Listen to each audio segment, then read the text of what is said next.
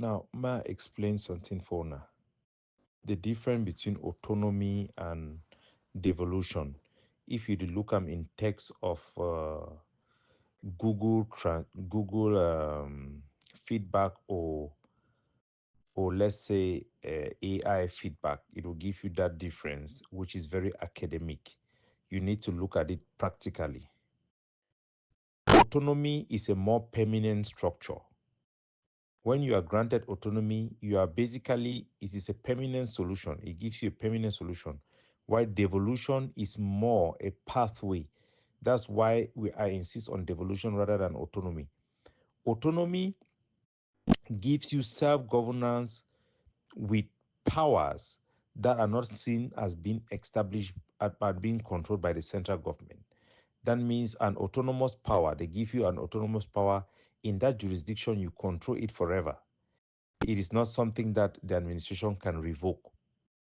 Unlike devolution, devolution is usually a temporal issue, not a permanent issue.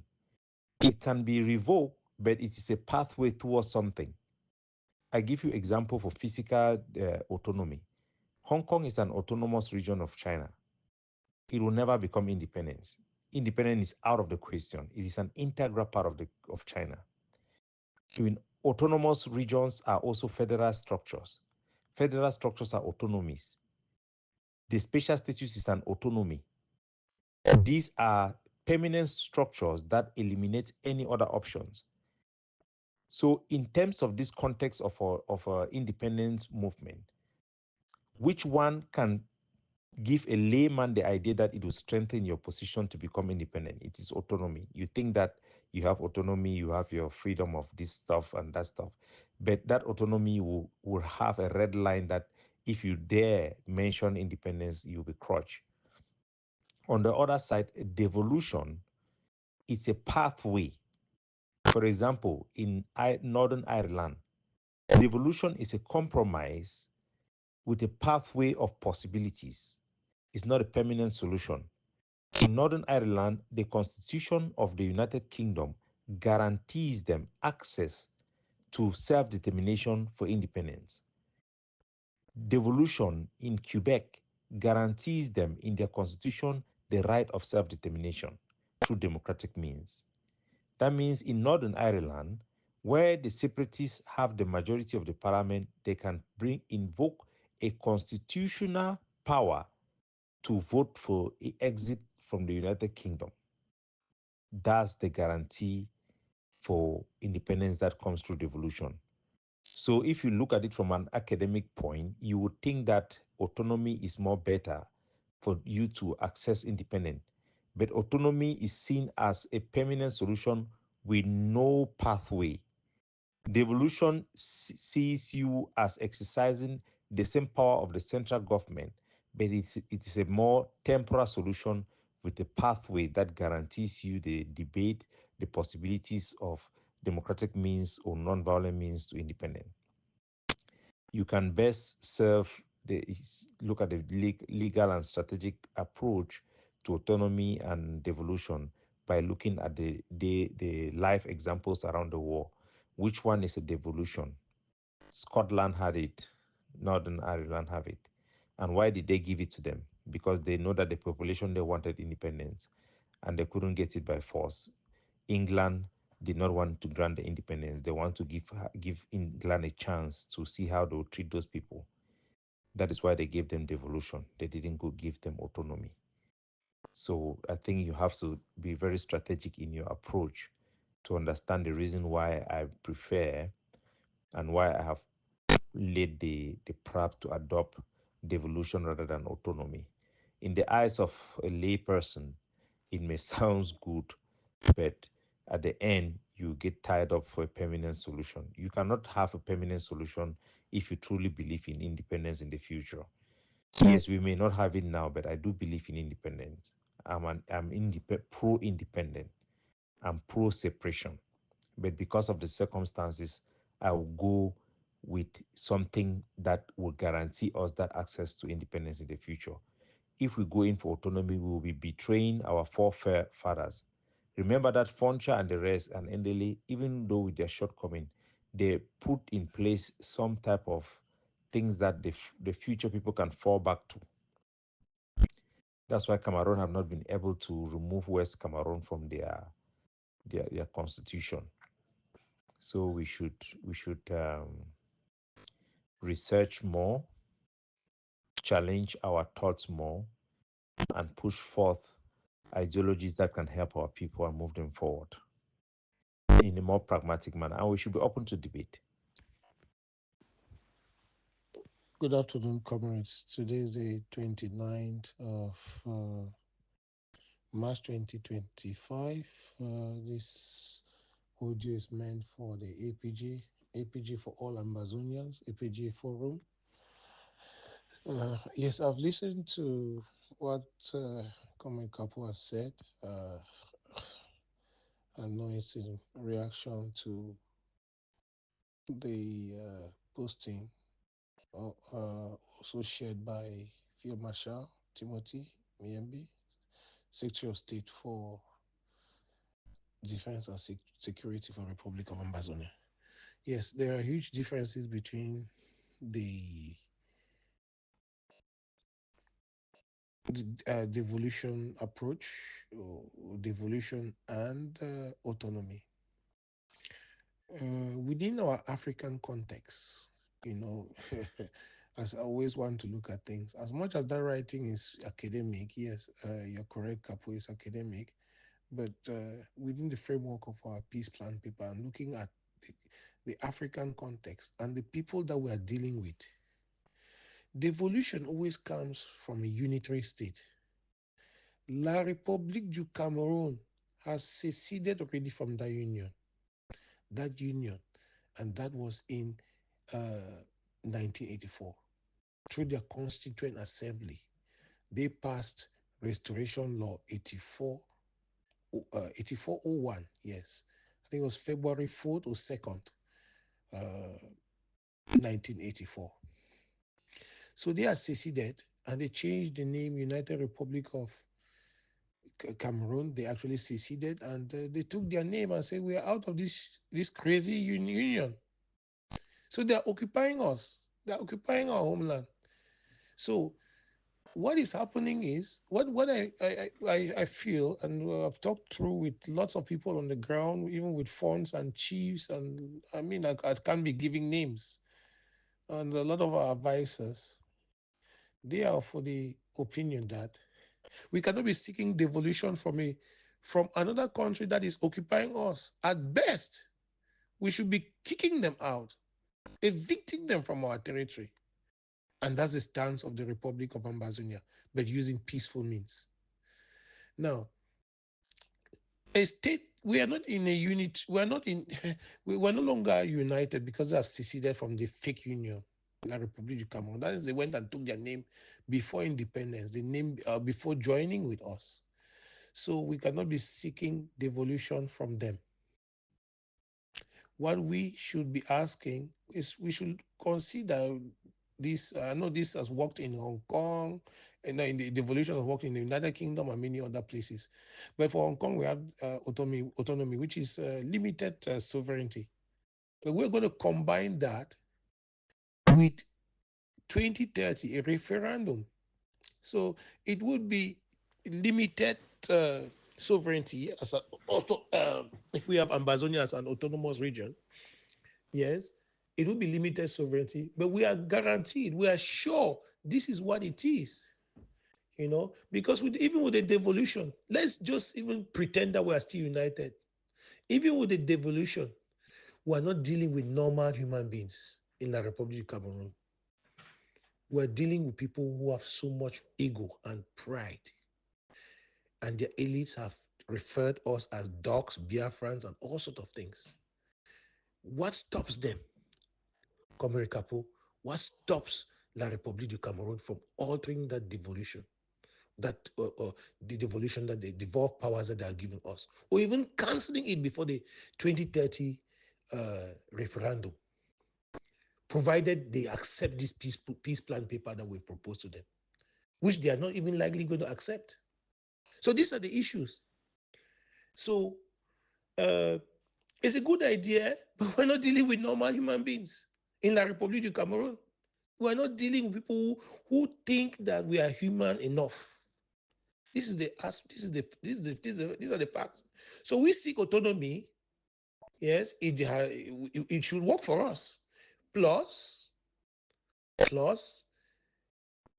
constitutional amendment, plus the fact that it is a guaranteed, it will be signed with international partners and foreign nations agreeing to our 2030 referendum, where we decide to stay in a confederacy or autonomous state or have our own full-fledged state, Republic of Ambazonia, and the sovereignty of Republic of Ambazonia restored. Republic of Ambazonia is the successor state of the former British Southern Cameroons, not Federal Republic of Ambazonia. Anything Federal Republic of Ambazonia is fake and has no legal standing.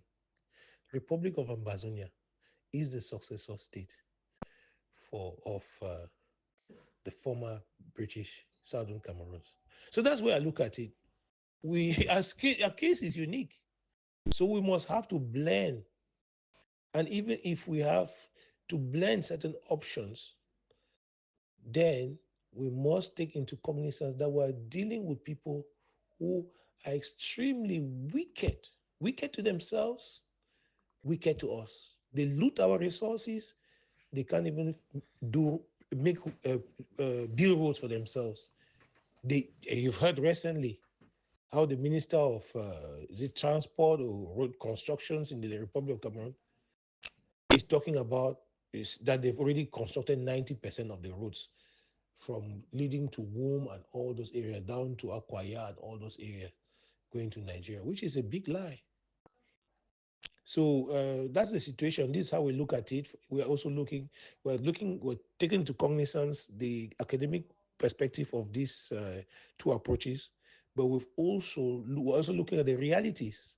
We are practical. We are pragmatic in our approach, and we're considering all these aspects.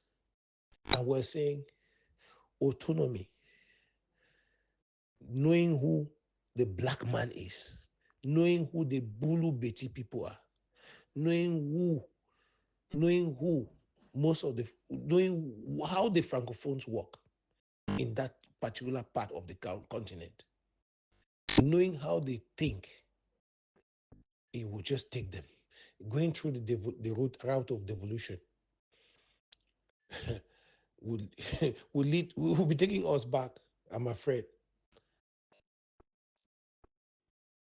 So that's the situation. We'll be getting back into a situation where just like the prime minister having no powers, and things like that. They can do anything. They can alter the powers that they have devolved to us, as I've said earlier on. So short-term autonomy, long-term restoration of the sovereignty of the Republic of Ambazonia. Total restoration of our sovereignty. If we had the means, we'll do it in the shortest time possible. But we don't have the means. So this is the way I look at it. This is Comrade Dr. Florentine Conch, leader of the indigenous people of Ambazonia, president of the Republic of Ambazonia. I will go on the road if La Republique adopts the peace plan paper, embraces it with all sincerity.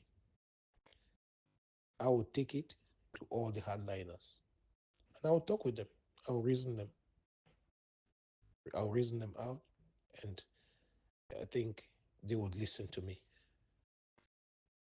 Amongst all the leaders in the entire diaspora and ground zero,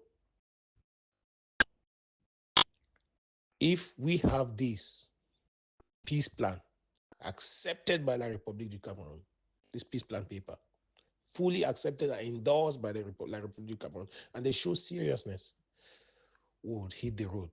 And I don't mind hitting the road with anyone who is willing to go in fully for peace and justice.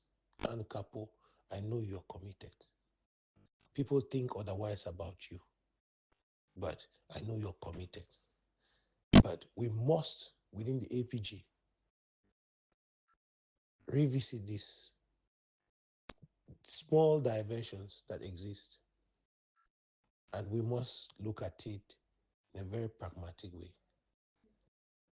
I'm also open for debate. My people are watching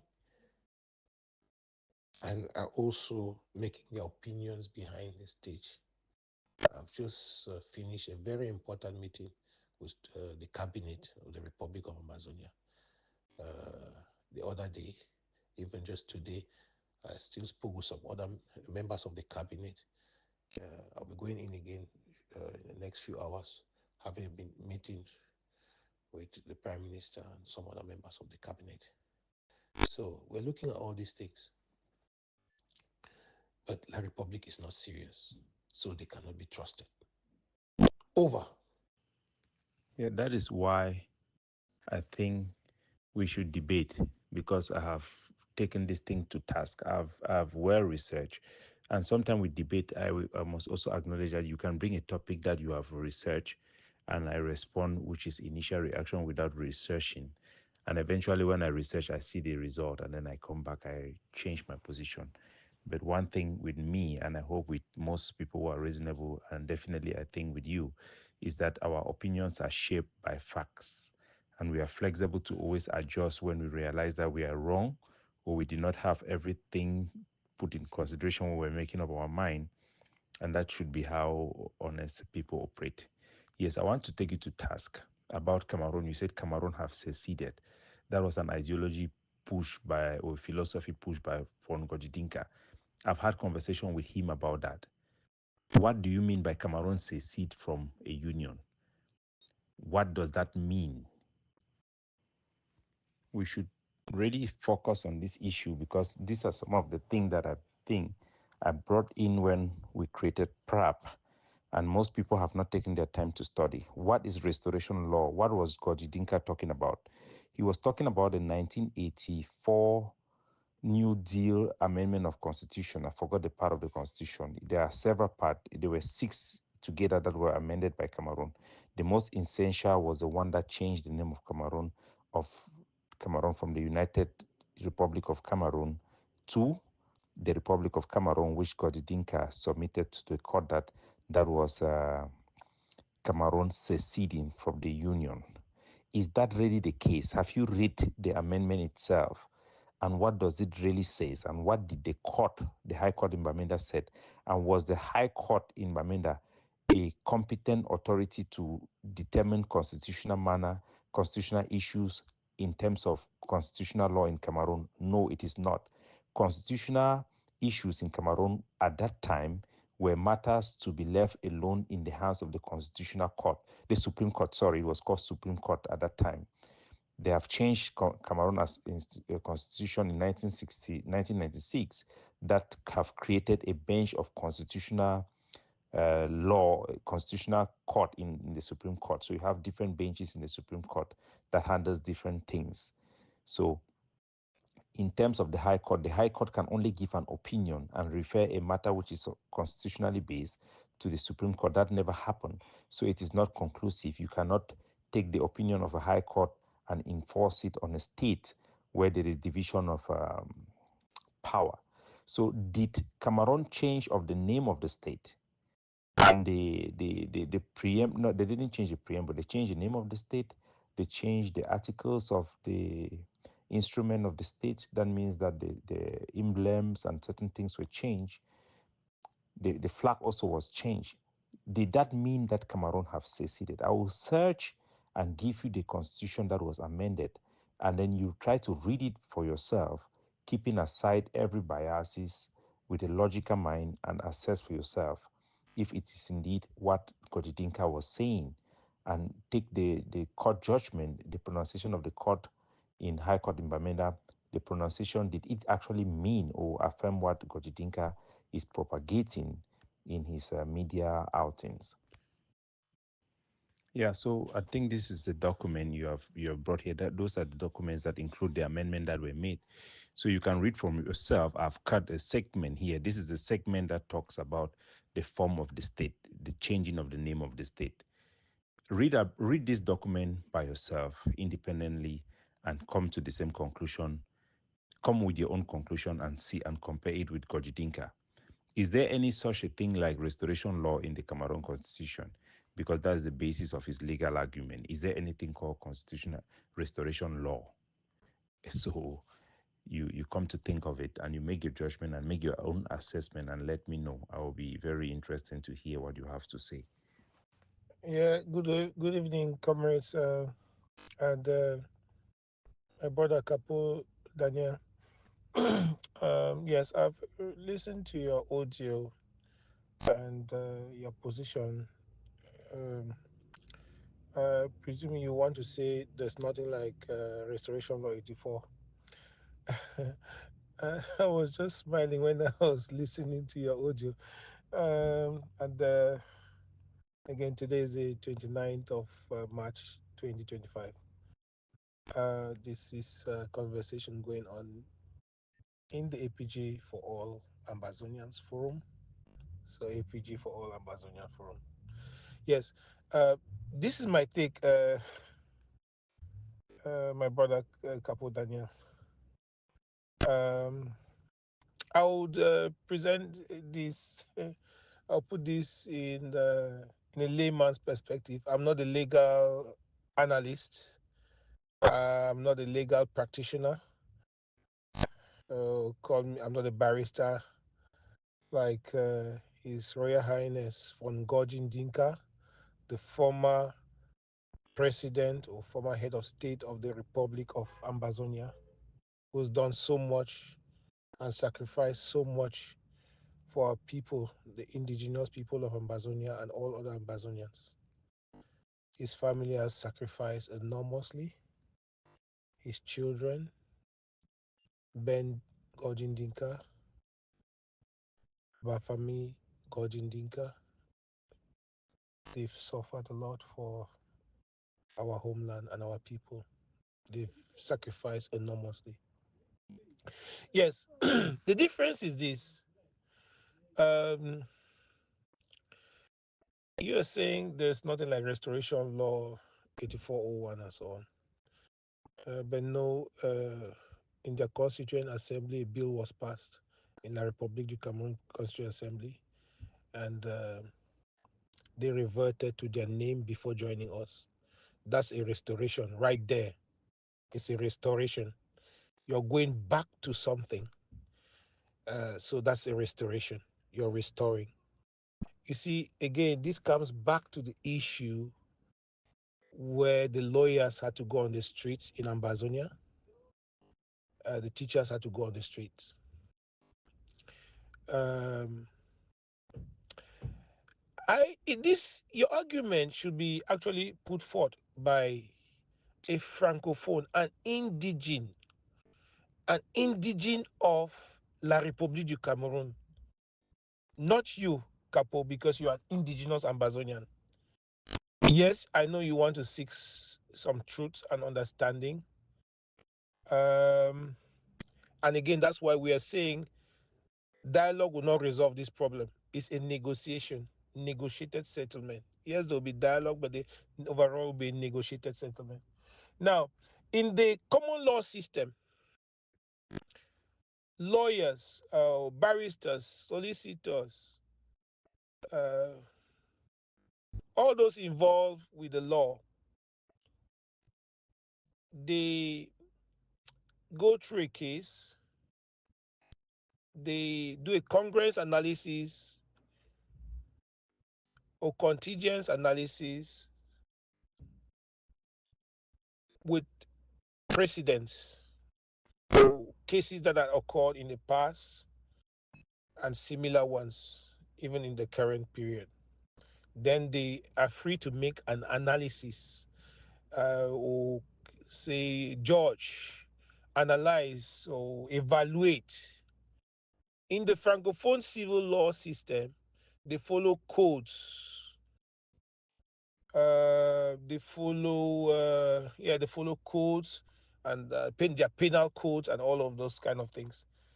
There is no room for critical thinking as in the common law system.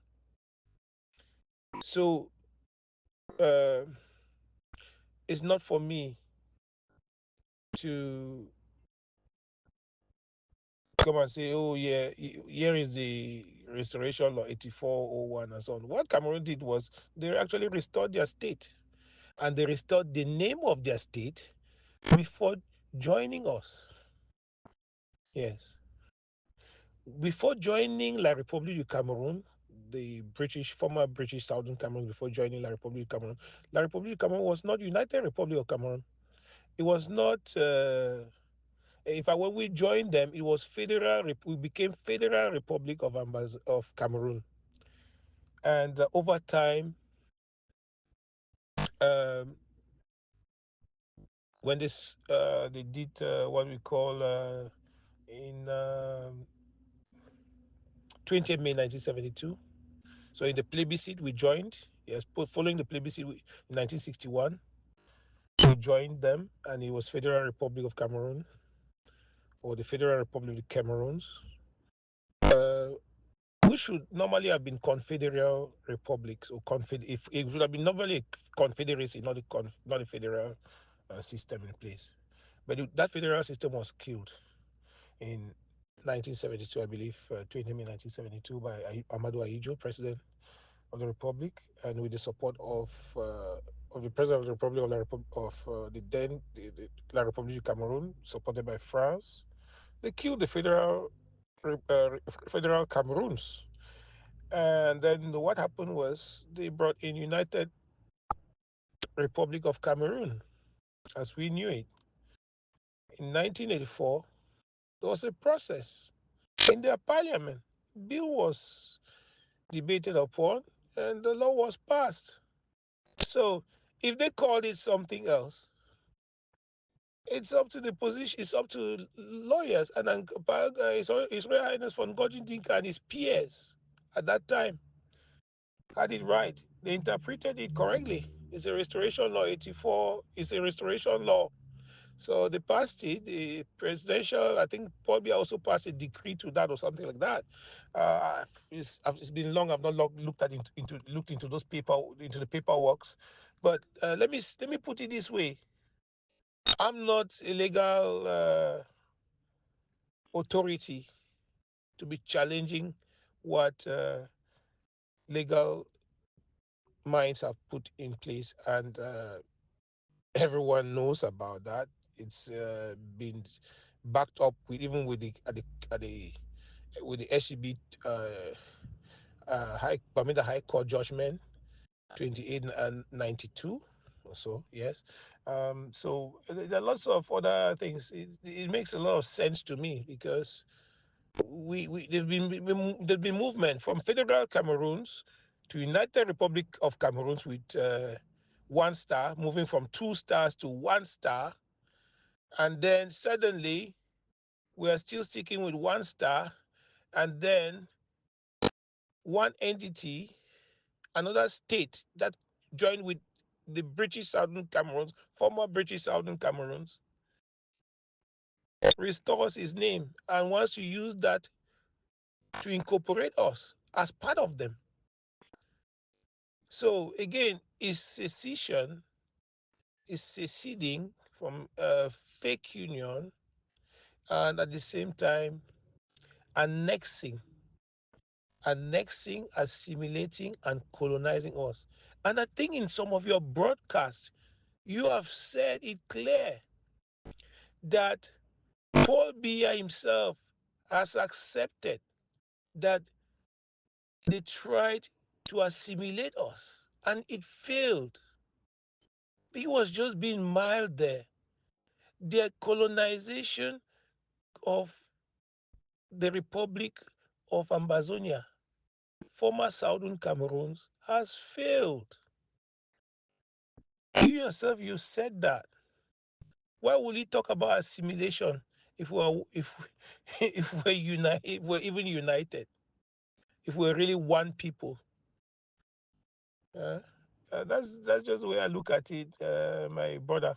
So again, it's not for me to be debating on the issue on this issue. The main aspect was just that uh, we can't trust the system down there. We can't trust the system devolving powers to us, their slaves.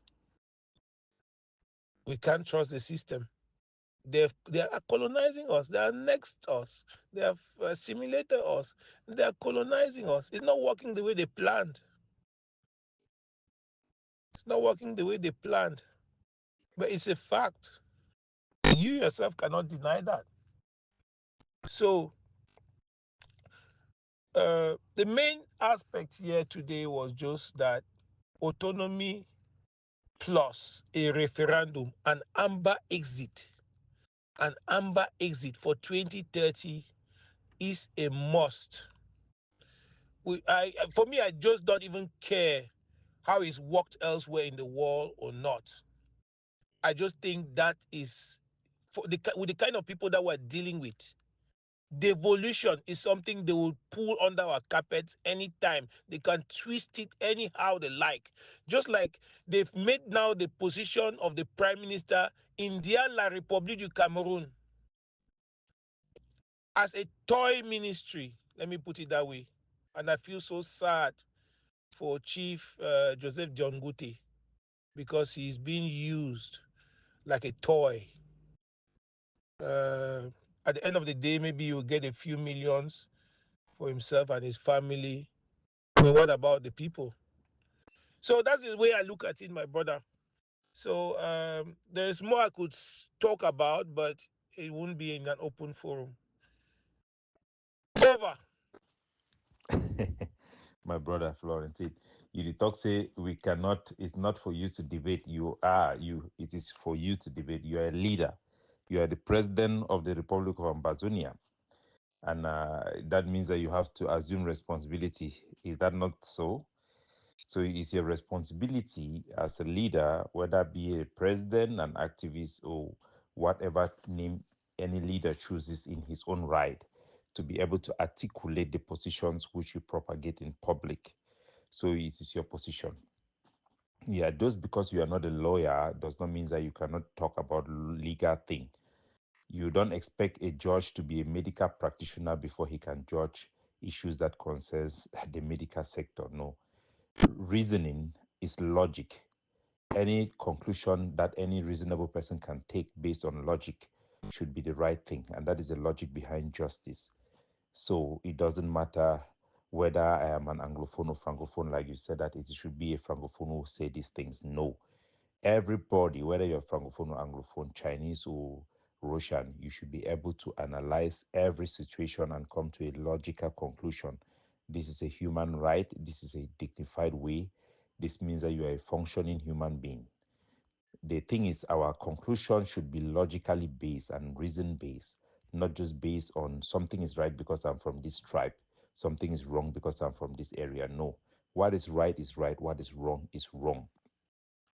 The first thing is that we have misconstrued sometimes political statement and propaganda to be reality. When Gojidinka talk about restoration law, there is no law in Cameroon called restoration law. So people mistake it to mean that there is a law in Cameroon called restoration law that trigger certain things that means there should be an enforcement of that law. It was his philosophy or his interpretation of the 1984, what Paul Biya calls the New Deal, that transformed that amended that move that amended the constitution to change the name of the unitary state to the Republic of Cameroon.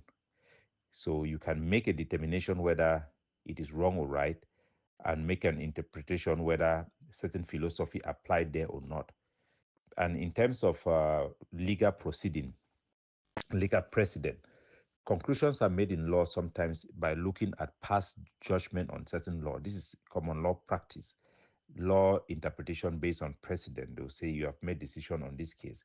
Now the same situation apply in this other case, the same result should apply. So those are just means of application of law. Why the French law focus on the codification application of law. That means they'll look at the law, says that the law says is that, and they apply it irrespective of sometimes how it was applied in other cases. Those are minute differences, but that does not mean that English law does not include courts. We definitely have courts in English law. It's just the way we go about it are different in interpretation and application, both in the French system, which is called the civil system, and in the common law. Both have their pros and their cons. Back to the topic so that we don't digress. What does it mean? Was there Cameroon seceding from a union? The first thing I want to point out to you is that Godidinka, in all his legal writings, which I've read majority of them, always have said that there was a union. Cameroon, Southern Cameroon united with French Cameroon. Those are some of the things that we have walked back because of the extremist people like Ebenezer Kwanga, who introduced this topic that Ayabacho carried on his head. He all acknowledged that there was a union. The Anglophone movement acknowledged that there was a union. The SCNC, Bamenda Resolution, and Boya Resolution all agreed that there was a union. The problem was the transformation of that union, which was illegal under the Constitution. I will start from the ending of what you said. You said Paul Biya admitted that assimilation failed. Yes, that does not mean that assimilation means that Cameroon secede. You cannot say because Paul Biya said there was assimilation, it means that the Cameroon is a validation of your point that Cameroon government or the French Cameroon, La République du Cameroun, seceded from that union. No. The interpretation or the application of assimilation in this case represents two separate people, two separate systems that merge together. You have the French system and you have the Anglophone system. The Cameroon as a nation wanted to incorporate all of the elements of the French system while discarding the English system so that the country becomes a French country, essentially. That is a form of assimilation within a country. That does not mean that one of that country have seceded. Back to the argument that Gojidinka made, he said that by application, adoption of the 1984 amendment, which they call it the New Deal, it means Cameroon seceded from that meeting, that from the union. Go and read the text. The text says that the henceforth the United Republic of Cameroon shall be called the Republic of Cameroon. It now designates the emblems of the country and the flags. These emblems and the flags were not the emblems and the flag of the French Cameroon. Neither was the decision taken by French Cameroon for anybody to interpret that it was a secession. No. The New Deal was an adoption of constitutional amendment by a joint National Assembly of both the representative of Southern Cameroon and the representative of the French Cameroon parliamentarians who are eligible, who are competent, who are the legal representation of their people. Those parliamentarians from Southern Cameroons and French Cameroon, from La République du Cameroon and French Cameroon, as one country, make that decision to transform the union. They did not transform the French Cameroon. So you cannot say the French Cameroon have withdrawn. It is like you and your woman, you decide to marry and you have different property. And then you two of you come together and say that now we want all of our account to be joint account. We want all of our property to be jointly owned. That is what happened. You cannot interpret it as somebody have taken over another person's thing. The thing is that within that marriage, one of that party which dominated the government, because in that government, the prime ministry office was still maintained as a representation from our territory. The issue is that one side of that equation tries now to overshadow and transform the other person to reflect his own image. That is the problem we have. That is the root cause problem we have. And that is how the international community have recognized it. So whenever we come and we say Cameroon have seceded, it means Cameroon withdraw from that union. How did Cameroon withdraw? No, they did not withdraw. They simply dominated it. They simply suppress us. They simply marginalize us. It's not secession. Secession means that Cameroon had come out. And to interpret that because the name was changed to the Republic of Cameroon means that they have gone back to their previous name. No, the previous name of Cameroon was not the Republic of Cameroon. It was only in French because names are registered as it is in their original language. And their emblems also would reflect that original state. It was a transformation of a country, not a return to one of the both countries. And when we say that, we forfeit our power to speak on legal grounds.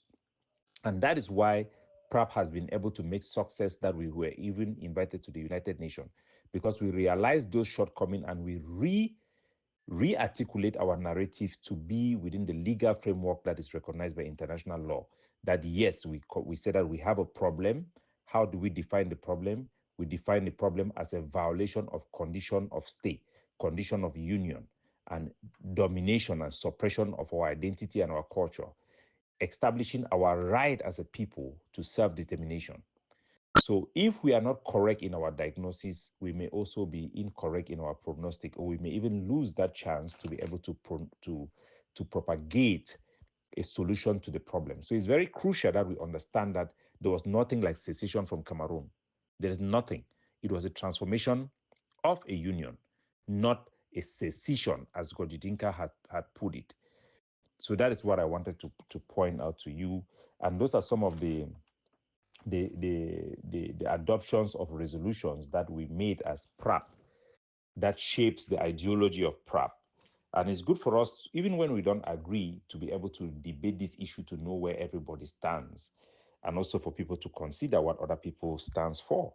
Sometimes somebody may think that somebody is right. Sometimes somebody may think that somebody is wrong. But they say the test of rightness and wrongness in terms is used balanced by logic. Are the texts proving one thing or the other? That should be our baseline.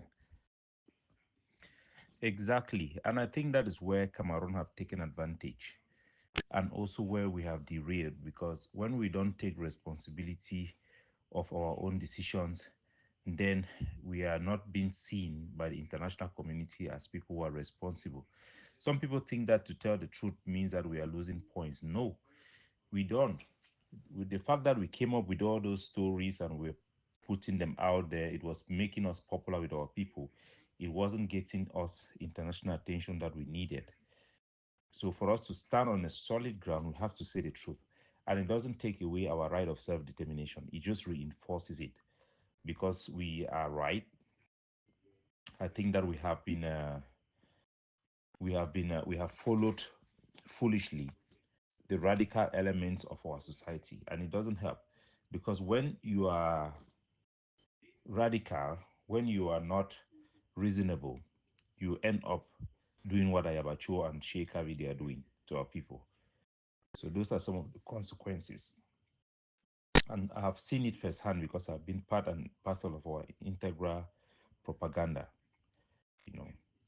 But right from the beginning, I have a letter. I will share that letter eventually that I sent to Siseko in the early days of the governing council when they were trying to change it to the IG. I wrote them a letter to talk about the same points to them, you know.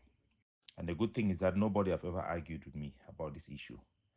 I even have the same letter. I sent it to Adogwede, how they call this, our ambassador who died, the one in America.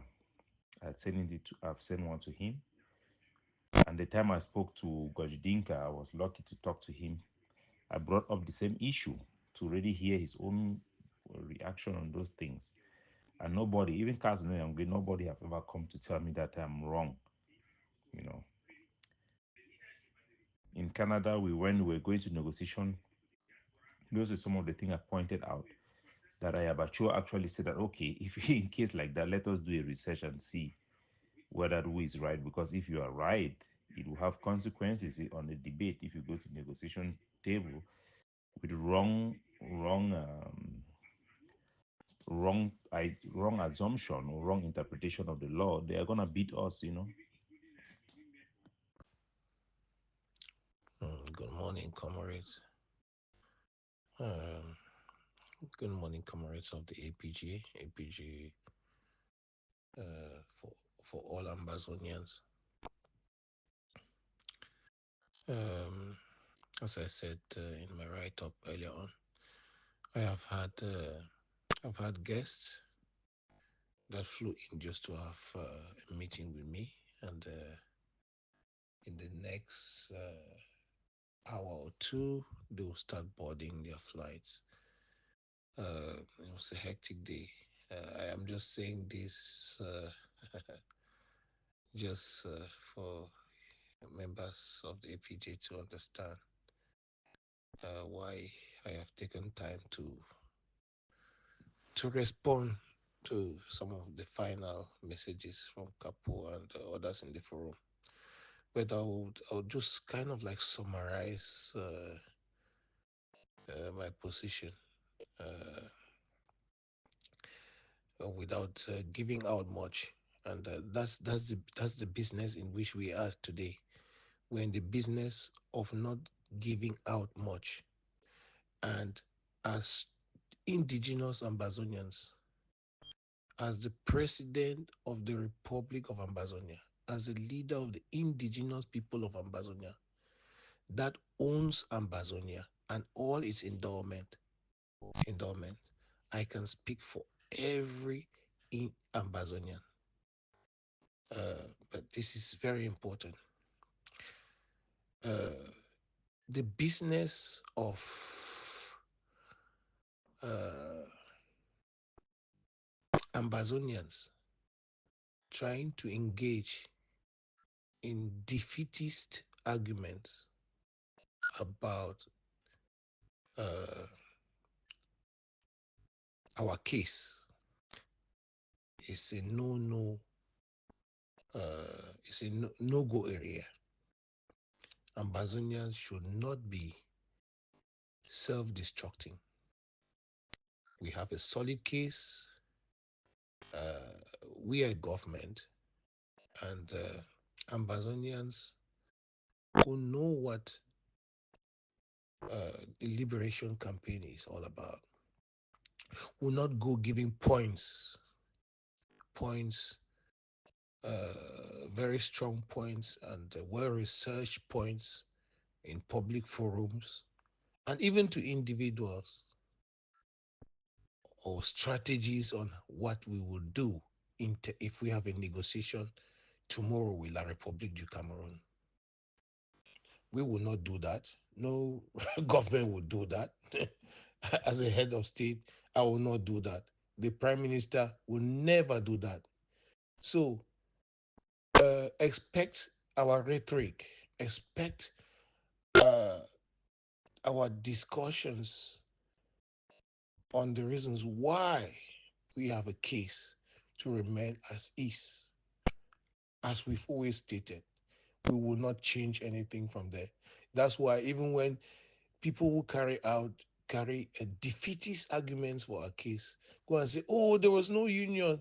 Oh, no, we didn't need to have a union." Blah blah blah, and so on. All of that.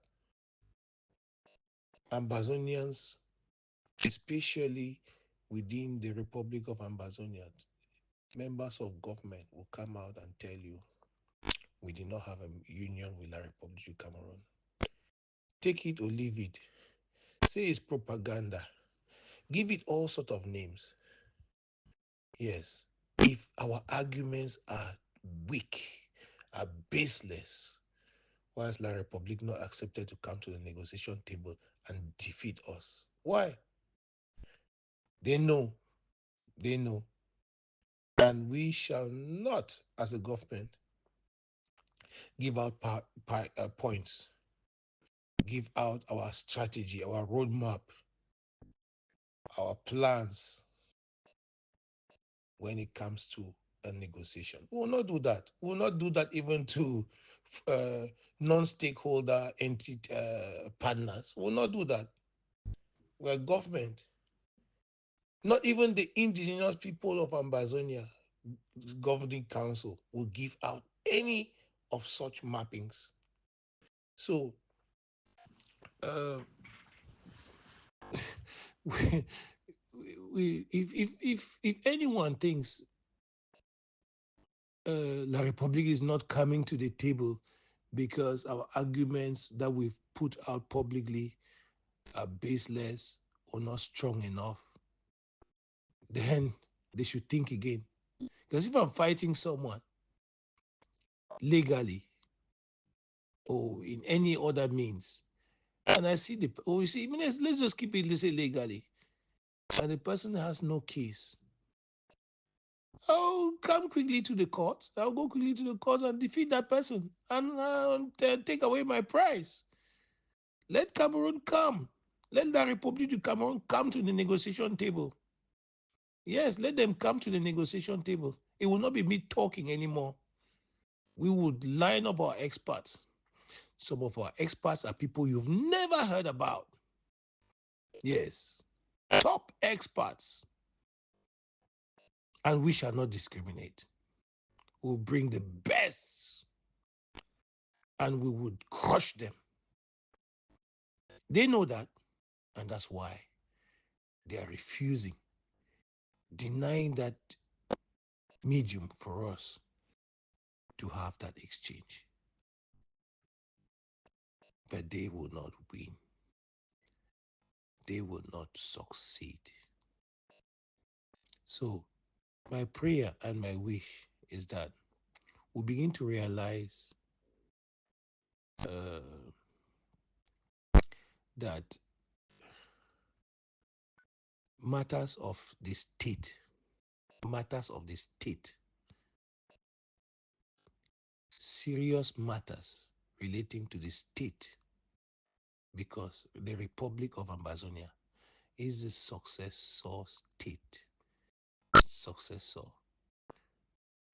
of the former Southern British Cameroons or former British Southern Cameroons, however you might want to call it. Matters of the state are not divulged like that. No. If even as a head of state, even as the president of the Republic of Ambazonia, even the PM, the Prime Minister, His Eminence, Dr. Archbishop Michael Changambongwa, if he releases secrets of the government, plans and strategies, the Ambazonia Intelligence Agency will not pity him. Even myself, I will not be tolerated by the intelligence services. They will take action. So we work within certain parameters. Even to the ICO, we will not come and prove to them that this is our line of argument, should in case a negotiation comes up. The Ambazonians who are experts in that field know what we are working on and how we plan to present our case in case a negotiation comes up. And there will be negotiations, and we shall crush La Republique du Cameroon, even with the things that we have said publicly, that our own indigenes want to floor. La Republique is still not confident enough to challenge us publicly, to come to the negotiation table and say, yes, we have no case. Let's go and crush them. They cannot do that. So we must stand firm, my people. We must stand firm. We had this situation, and I keep saying, it is our own people. It is just amongst us that are letting down the populations of our people, are letting down the government of the Republic of Ambazonia. We have become so divided, but I want to thank some of our people who are doing everything to heal the wounds and bring a lot of us back together. God will bless them. Yes, God will bless them. We are in serious business. Our survival is at stake. Our survival as a people is at stake. There is no individual, no grouping in Ambazonia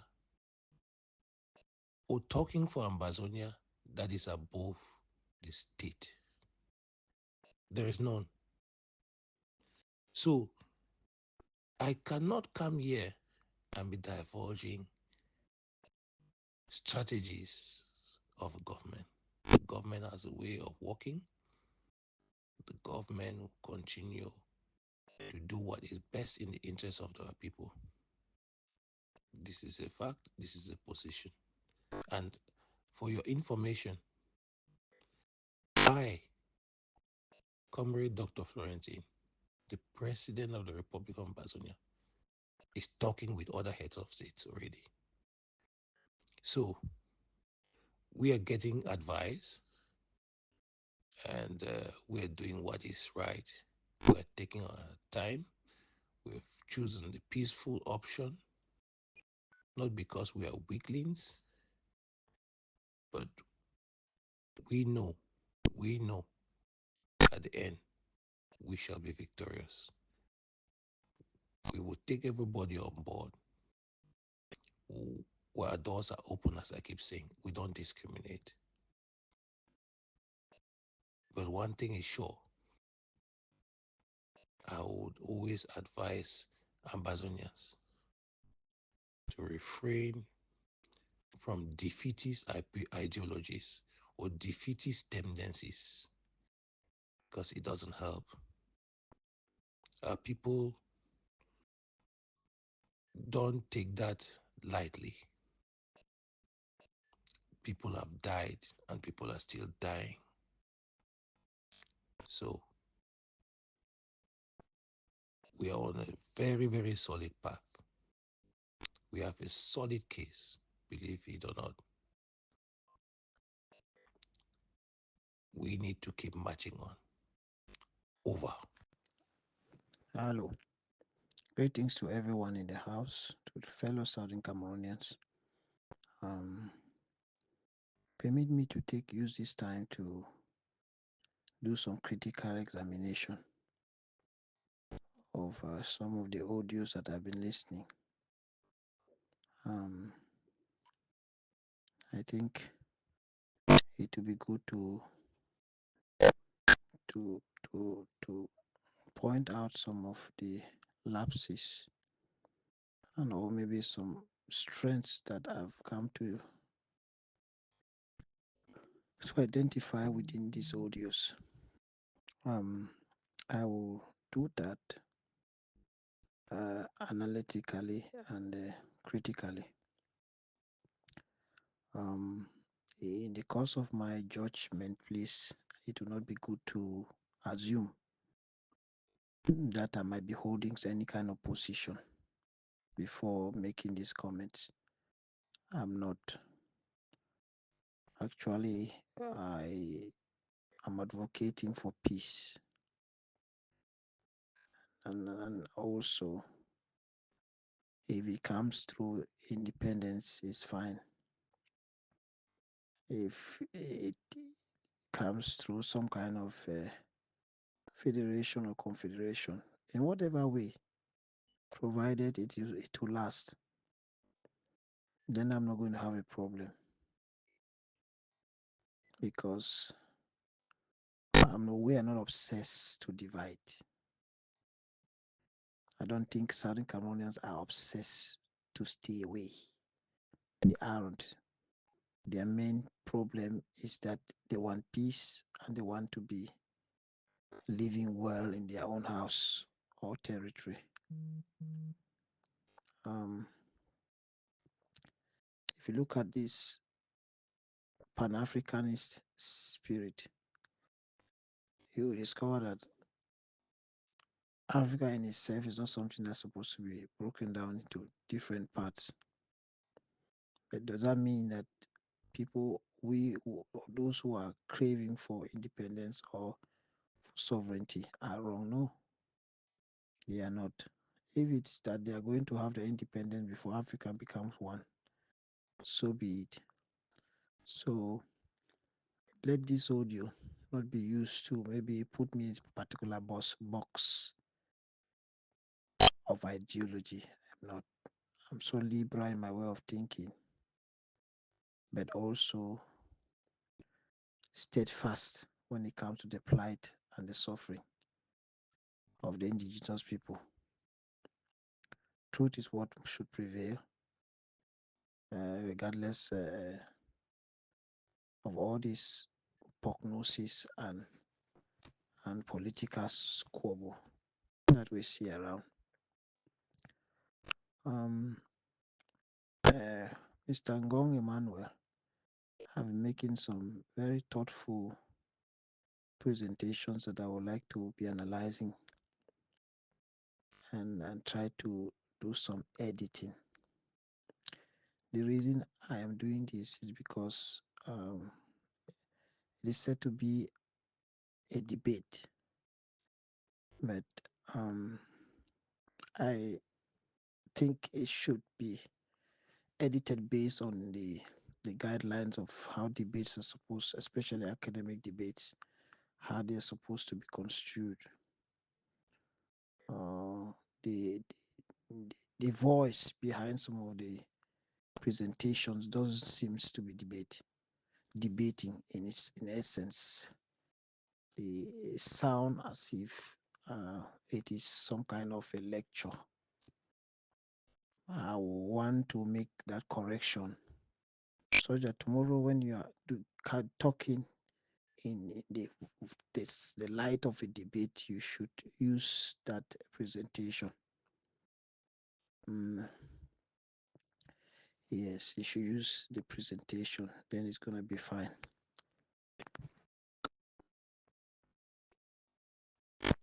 Please permit me to do that and then to follow this conversation word by word or phrase by phrase, so to speak. My brother Florence, you did talk say we cannot. It's not for you to debate. You are you. It is for you to debate. You are a leader. You are the president of the Republic of Ambazonia, and that means that you have to assume responsibility. Is that not so? So it's your responsibility as a leader, whether be a president, an activist, or whatever name any leader chooses in his own right, to be able to articulate the positions which you propagate in public. So it is your position. So, looking at this outing from Mr. Ngong Emmanuel, I don't think Dr. Florentine do not know that it is his responsibility to articulate his position. He was not supposed to be told. So I think there are some. When we come out there and we present information like this, we're trying to educate the others to feel that what we are saying is true, and the person that we are saying that against doesn't really know what he's saying.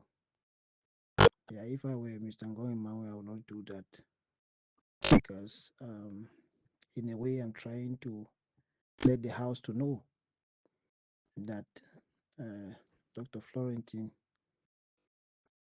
do not know that he is supposed to articulate, uh, uh, properly present what he claims to, or yeah. So, of course, he has been presenting his opinions very well, and that idea of articulation, I do not think it is necessary in this position. We go to the next one. Because you are not a lawyer does not mean that you cannot talk about legal things. You don't expect a judge to be a medical practitioner before he can judge issues that concerns the medical sector. No. Yeah, this is another idea. One time I made a statement on Facebook and I said that it's only in Ambazonia or in the midst of Southern Cameroonians that you see a nurse who tell a doctor in the theater room that he should step down for her to do the surgery. In Amazonians, we see people who claim to know a lot, whereas they know nothing. They have experts in certain fields, Somebody who have not even seen the four walls of, yeah, I'm not refuting the fact that common sense is not there. There are some fundamental informations that cannot be really uh, uh, articulated without depth, adequate knowledge of that concept.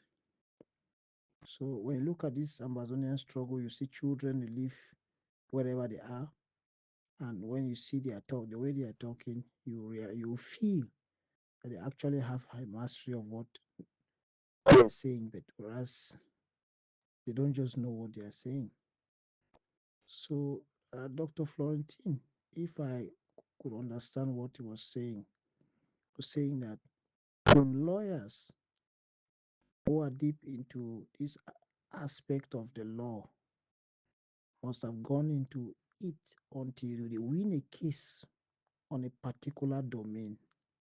When you come tomorrow, somebody who have not learned anything in that domain of law,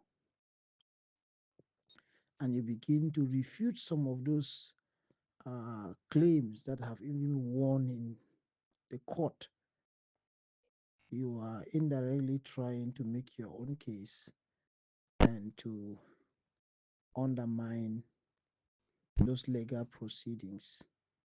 I don't think it's wise to do that.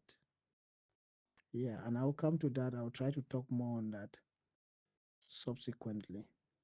I don't think it's nice. So the president was wise enough to bring out his case, but also to make it very well known that he cannot go further to be uh, fighting and contesting on something which legal minds have already come with a resolution on. If we are to go back into that, then we're going to say that the rule that was made in Bamenda and all of those that were involved were dollars, meaning they did not know what they were doing.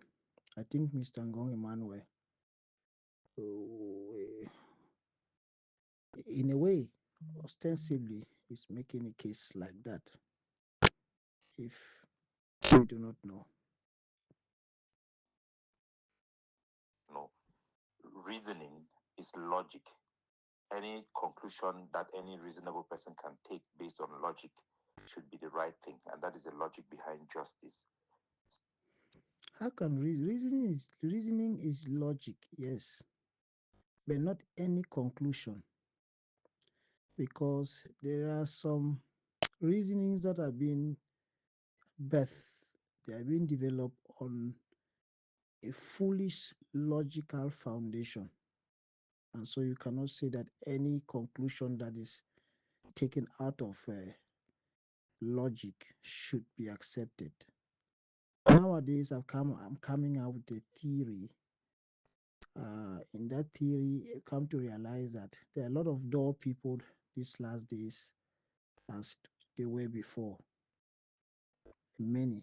You go into political system, you see dull people. You go into legal systems, you see fools. You go into medical system, you see fools. You go into universities, within professors, you see fools. Dull people, even among presidents, see some who are serious fools.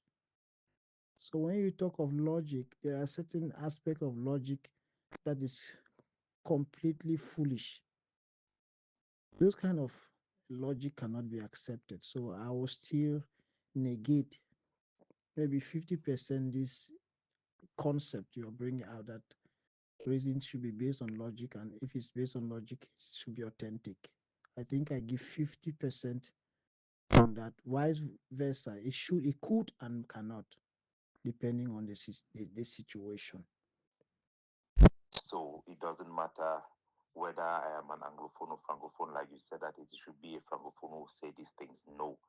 Everybody, whether you're Francophone or Anglophone, Chinese or Russian, you should be able to analyze every situation and come to a logical conclusion. This is a human right. This is a dignified way. This means that you are a functioning human being. Yeah, I think it matters if you're a Anglophone or not. Because Anglophones, the way they will articulate the quest for Southern Cameroon independence will be completely different from the way our Francophones are going to do that, because it doesn't, it pains them. They feel it. They have the spirit from within. So it's true. Anybody can do that presentation, but the spirit behind it will make the difference. Yeah, the spirit behind.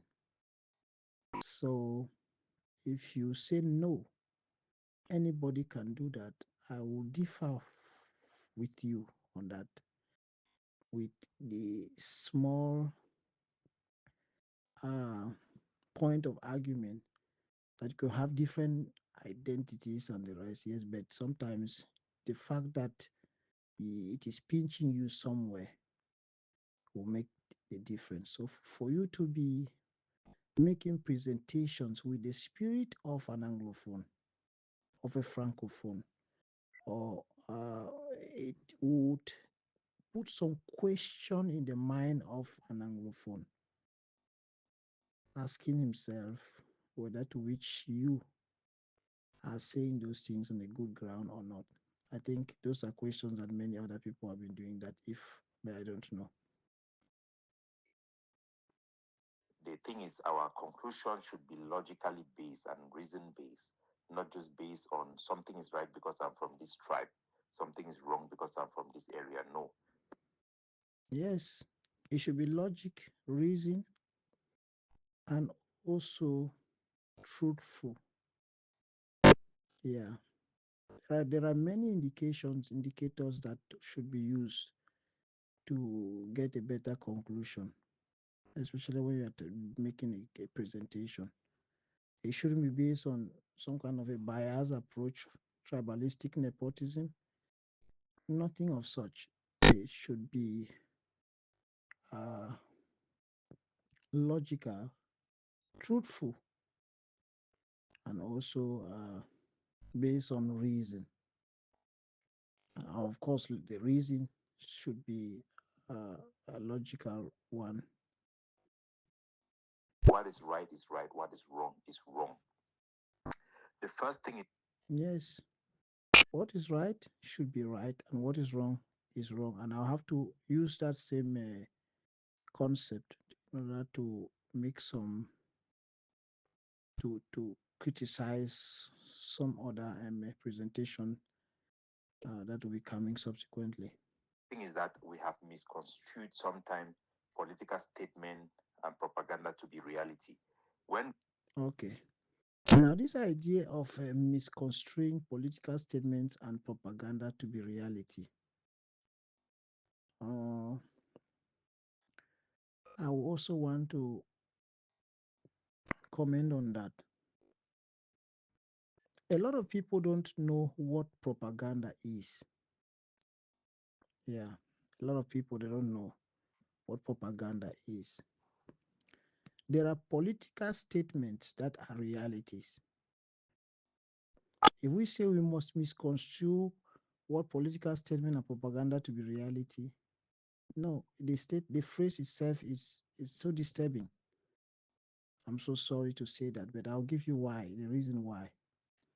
And maybe next time when you are making some of these claims, please be explicit, because the moment as I begin to digest them, it gets stressful. Political statements, there are some that are true and realistic. Even some propagandas are good. And I'll tell you why. There are political statements that are true. They are political statements. It must not be a lie. People make political statements, I'm going to bring water to the village, and they end up bringing water to the village. And that is not an awful political statement. There are propagandas. Propaganda, a lot of people think that propaganda is just something that is wrong.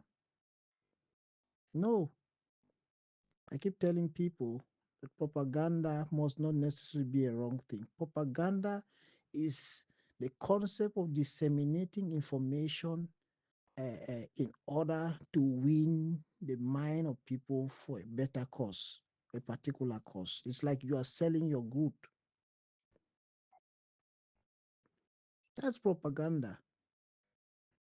Sometimes people do it for a wrong motive, to sell a wrong cause, to sell a lie. You do advertisement in whatever way to sell a lie. That's propaganda. You do it to say the truth, is still propaganda. I told someone that evangelism is propaganda, but now a good thing. So political statements are propaganda. Propaganda could be good and they could be bad. So there is the good aspect of political statements as much as there's a good aspect of propaganda. There's a bad aspect of political statements, and as well as there's a bad aspect of propaganda too. So with that in mind, I think the statement you made is supposed to be readjusted to corroborate. When Godidinka talk about restoration law, there is no law in Cameroon called restoration law. So people mistake it to mean that there is a law in Cameroon called restoration law that triggers certain things. That means there should be an enforcement of that law. It was his philosophy or his interpretation of the 1984, what Paul Biya calls the New Deal, that transformed that amended, that move that amended the constitution to change the name of the unitary states to the Republic of Cameroon. There is nothing that will change the name of a state to a republic that carries the name the New Deal. You see, when you are trying to take away the aspect of the restoration law, which maybe there might not be a statement called restoration law, and then you redress it as a new deal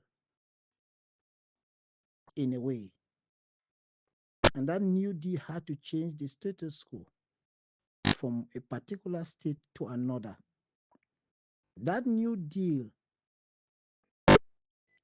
it's a law.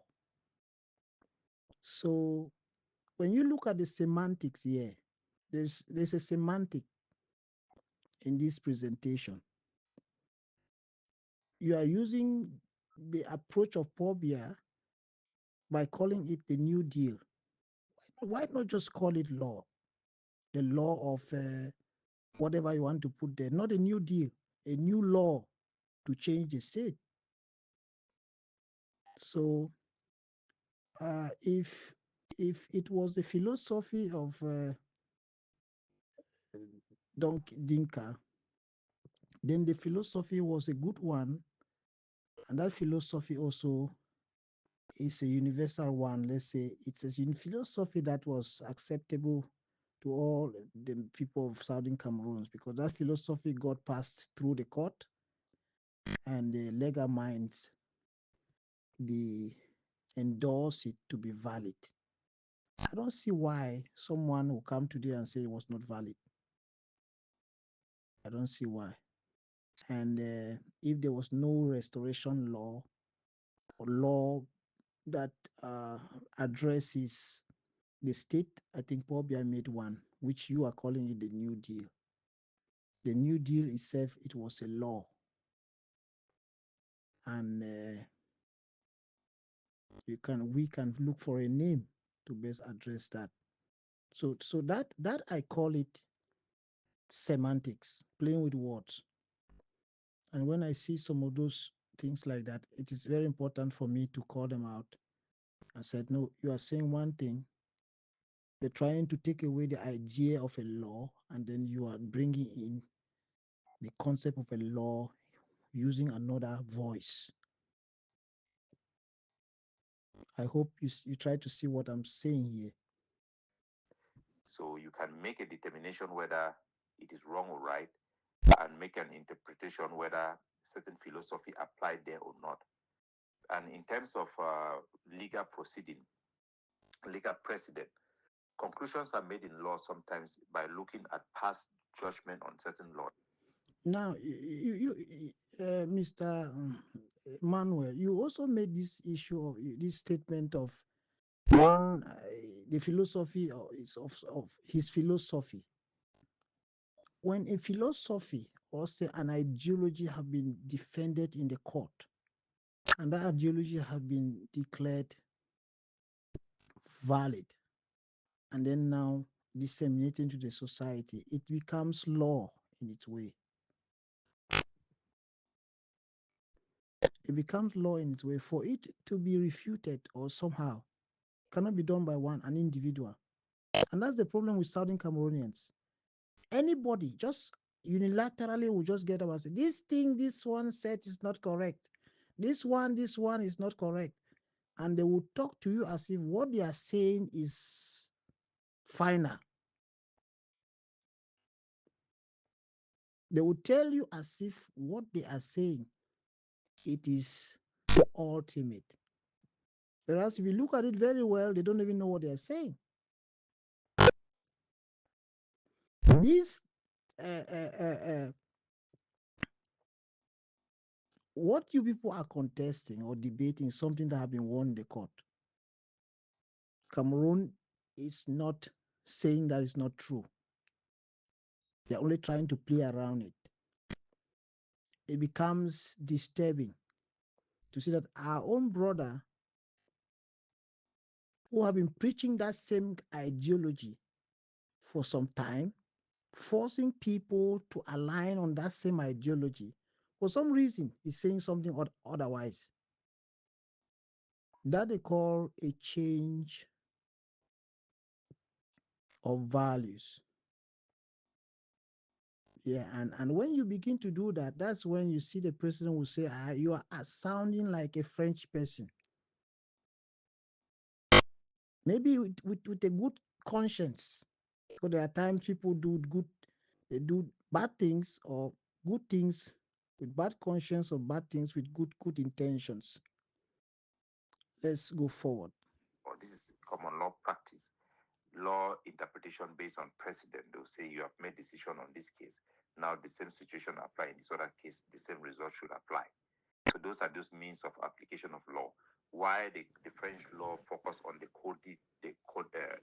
codification application of law. That means they'll look at the law, says that the law says is that, and they apply it irrespective of sometimes how it was applied in other cases.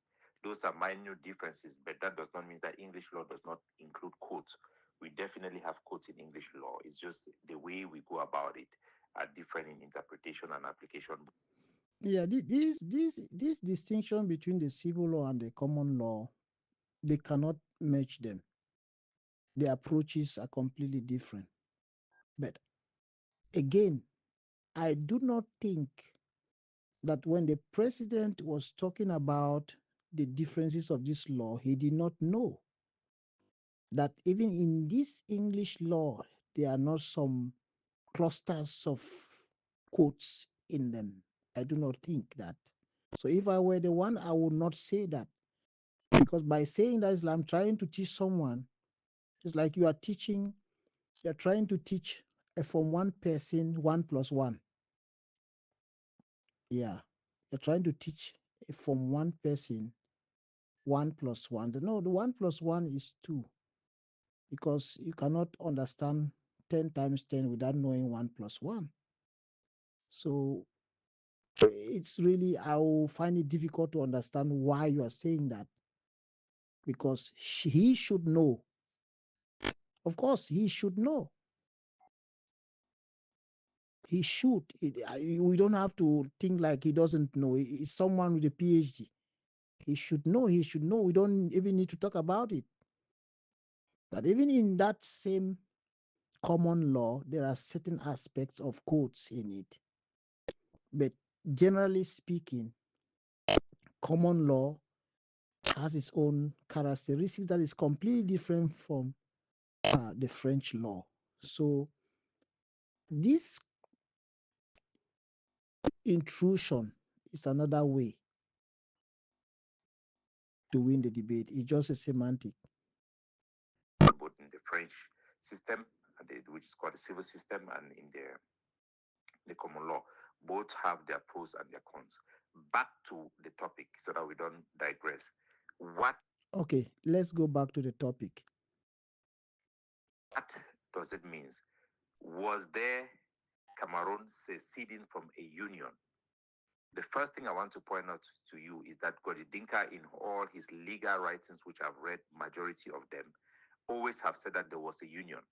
Cameroon, Southern Cameroon united with French Cameroon. Okay. Now you are making the case. The area where he said something that you don't want, you refute. In a place where he said the things that you want, you accept it. That is for me double standard. Now that he always said there was a union. Was there actually a union? Are you accepting that there's a union because they said it? That's the question. You know, initially you said everything has to be done with truth. Yeah. So was there actually a union? What was the tenet of that union? What was supposed to be done in order to cement, to concretize the union? Were those indicators for fear? Those are the questions. It does not mean that if someone said there was, then they should. It doesn't mean that if the entire world decide today and say, oh, America has fallen or is divided, and then that will mean that America has been divided in different small colonies. So if Donkey Dinka said there was a union,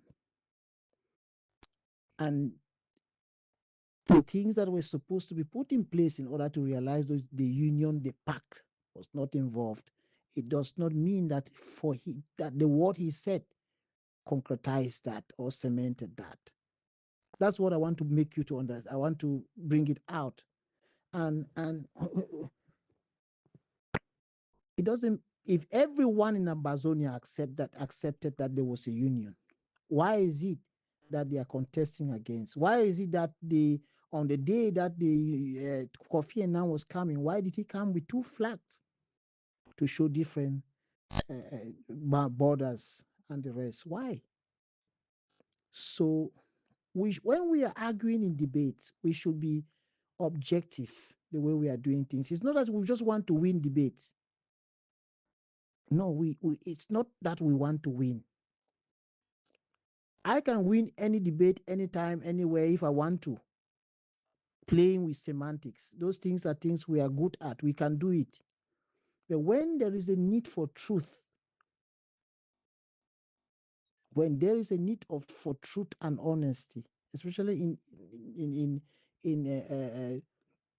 topics where people are dying on daily basis, this issue of semantics should be distanced away from, because it's not going to bring any good result. The fact that he accepted, or the people accept there was a union just verbally, will not make it real or true that there was a union. I just want to make that case very clear. And if you are to accept that, then I want to compel you to accept what he said previously, which you refuted. Those are some of the things that we have walked back because of the extremist people of like Ebenezer Kwanga, who introduced this topic that Ayabacho carried on his head. Now, I find it disturbing. I find it disturbing. You have worked with these people. I find it disturbing when it comes to working with people and then you are using derogatory words against them. These are people you have worked with. They might have had their back ends and maybe some weaknesses, in whatever way that you might have had some controversies with them. But those outings that you are using against them is really disturbing. Yes, they have done what they could do. They have, if they were not there, I'm not sure that some of us or some of you would have been where you are now talking about the same thing. Some of you have served under them like leaders. You don't become a leader and then your father, you climb on top of his head and then you defecate. It doesn't show a right spirit. This is the Republic of Ambazonia, ROA, and also we are talking at here. I'm also addressing this thing here at the APG, and whatever they are doing here should be in a very nice and right spirit.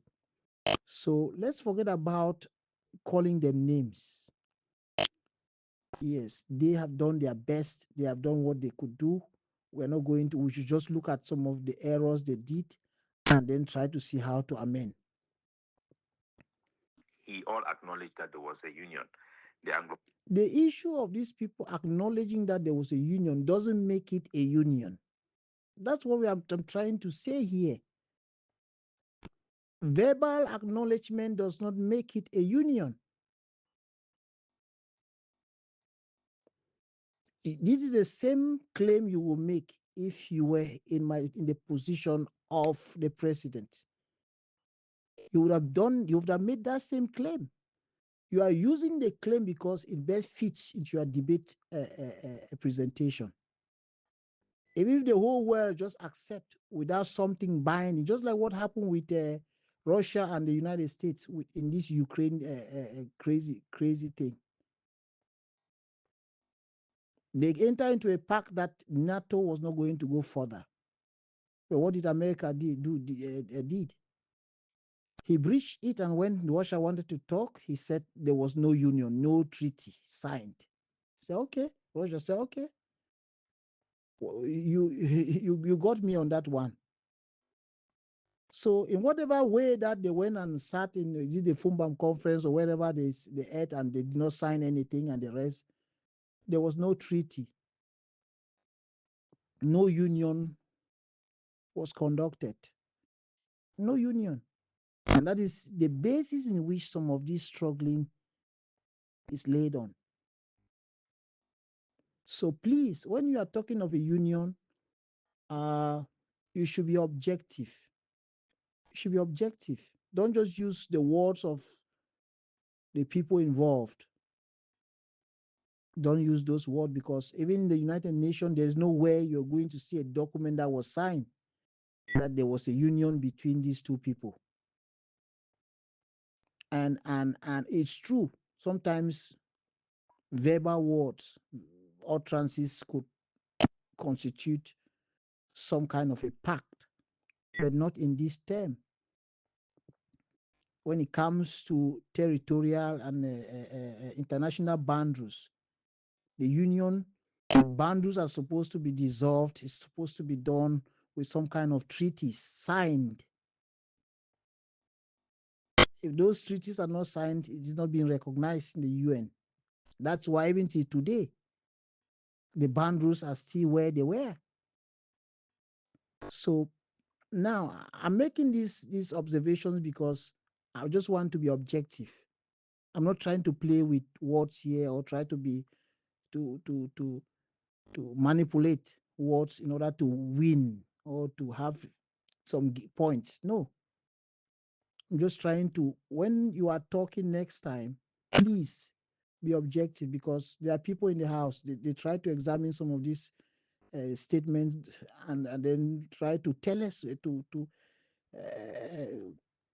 telescope some of these informations and see how deep or realistic they are. Let's go further. Anglophone movement acknowledged that there was a union. The SCNC Bamenda resolution and Boya resolution all agreed that there was a union. Yes, they agree. Even I might agree, but that doesn't mean that there was a union. Anybody can agree that there was a union. Even the French people, they agree that there was a union. The same way they are saying there was no unions. Majority of Anglophones, they are saying there is no union. What are we going to do? That is why there should be a written agreement. Because the same way that they say there was a union, majority of the people can still say there was no union. And nothing is there binding. So tomorrow, if you go for this dialogue and you sit there at the dialogue table and you come up and they say, okay, we have accepted that this is how it's going to be. And you people just get up and say, okay, yes, we have accepted that the thing has been resolved. And you come out. Like seriously? I'll ask the question, are you people serious? There have to be a written document. Right now, according to international law, there have to be people to back that document, to reinforce that law, even, not just like that. When you go to court and you get married, you have to come up with a legal paper to sign that there is a union. You don't just get that we are married. The day there will be a problem, they will ask you to come up with the certificate that prove that you were married together. Verbal utterances helps in the spirit. Spiritual things, yes, we understand, but when it comes to physical things, worldly things, these things we see in politics, you must have a document. So if you were in my shoe to make this presentation, this is the same thing you'd have been saying, that there's no union, because saying it by mouth doesn't make it a union. That's why I'm trying to reiterate these things to you. Yes, I'm trying to reiterate these things to you, repeating it and sounding it so that you should know. Of course, I think you know, but maybe you are just playing semantics in order to sell a case. The problem was the transformation of that union, which was illegal under the constitution. No, there was no union. I don't want to say there was the problem is the transformation of the union, which was illegal.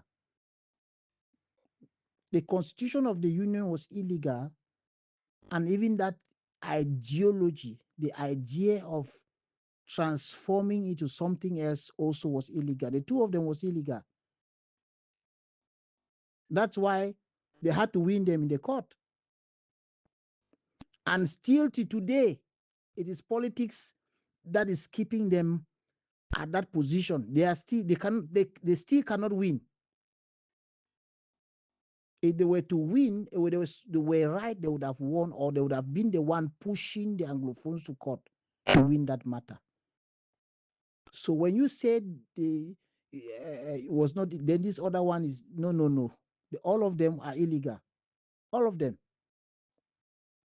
I will start from the ending of what you said. You said Paul Biya admitted that assimilation failed. Yes, that does not mean that assimilation means that Cameroon secede. You cannot say because Yes. See, as that sincerely, I have problem to understand your presentation. Sincerely, I cannot. I have problem. Let me tell you why it's really disturbing, this particular presentation of yours. Assimilation does not mean Cameroon secede. Take for instance, you want to get married to someone. You go to the conditions for getting married, you have to have a marriage certificate. And after marriage certificate, the second conditions to be together is that you need to use one name. You don't have to use your own name.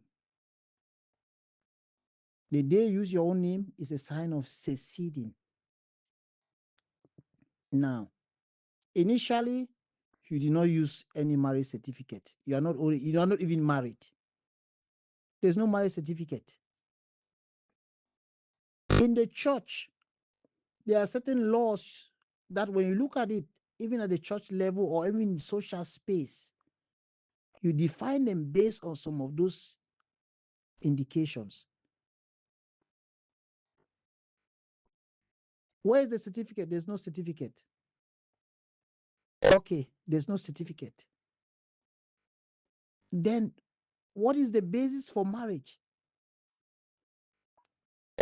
The next time you are asking, who are you called? The person, the woman is calling, I'm not, we should not use the Cameroon method and say, okay, but there are times which people can have their independent name and still remain married. I understand that language, but that is not in this sense. There is a condition that you are married by this name. Without that name, you're not married. And then tomorrow you go, they realize you are calling your own name. It's like you are not identified, you are not noticed. There is this imam who made a very serious ethical and logical presentation when as it relates to marriage in one of his outings. He said, in Islam, there is you can either be a polygamous person or a monogamous person, depending on the agreement that both parties had on the day of marriage. He said, if you wrote on your marriage certificate monogamy as a Muslim, you and your spouse, and then for some reason the wife comes to the mosque and complain that you, the man, have taken the second wife. And when the marriage certificate is looked into and discovered that it was a monogamous pact, the imam is going to authorize the woman to go. Why? Because the pact was monogamy, not polygamy. But if it was polygamy, then the woman is not obliged to go. These things, we should stop semantics. We should stop it. Yes, we should stop it. This thing, as much as we want change, we want to resolve this thing, we should not destroy the very foundation of truth that people have been fighting and giving their lives for. Because you fighting to destroy the that historical narrative of the Anglophone crisis with this kind of it's myopic in its way. I don't want to be angry with that, but it's myopic in this kind of presentation. I think it's so disturbing. Let's go further. Because Pobia said there was assimilation, it means that the Cameroon is a validation of your point that Cameroon government or the French Cameroon, La République du Cameroon, seceded from. Yes, they seceded without knowing. What they were doing, they did not know that in a way is a sign of seceding. Yes. It's just like you enter a room and you want to kill mosquitoes, and then you put these smelling things there and you cover the whole place and you sleep in it. You don't know you are killing yourself gradually. Cameroon never knew. They never knew that going back to the former name La République du Cameroon or the Republic of Cameroon is an indirect way of saying we don't want to be part of this pact. And lawyers are very good to identify those kind of things. That's why they won. Yes, it's an indirect way. You went back to your name. You went back to who you were before. The other party supposed to go back is expected to go back to who they were before. They went back to who they were before. If they had known that that act was a sign of seceding, they would have taken another name. They didn't know. They would have taken another name, but they did not know. That union, no. The interpretation or the application. Don't use the word no. When you are using the word no in a debate, it's like you are saying that your idea is the final authority. Whereas what you are saying could still be some kind of, I don't know, I don't want to use, it could still be faulty. There's one thing I've come to realize. Convictions doesn't make issues true. You might be convicted that this thing is real, doesn't make it true. Even in churches today, you see people, pastors who preach on one particular thing. This thing is not, and they will shout with all kind of conviction, no here, no there. Just yourself. It ends within you and your heart. That doesn't mean it's true. For you to say that it's not seceding doesn't mean it was not. It was, in a way, in quotes. Technically, when we put it in quotes, we say technically it was an act of seceding. And that act of secession can be defeated. I alone, even I can defend it in the court of law and win without having a lawyer. You understand? I can defend that in the court of law. I will win because you cannot back out of an agreement and you expect the other person to sit there and be waiting for you. And there are many ways to back out of an agreement. One of the ways is not to play your own part of the bargain. The second way is to quit. You quit using your name and start doing your own things. You are not part of it anymore. In some organizations, they will go to the French area and ask them to hand over all the documents of the Federal Republic of Cameroon and start running it maybe in the English side and say, okay, you people have divided. We are still the Federal Republic of Cameroon because you left to go back to the Republic. So we should not be trying to win a debate. That is not important. We should not. As much as one is longing to pass information in order to come out with lasting peace, truth should be on the table. We should not take lies telling, trying to debunk what the others have built, have won cases on. Ideas that even the international community have not been able to refute. Those are the ideas you are trying to sell in a negative way.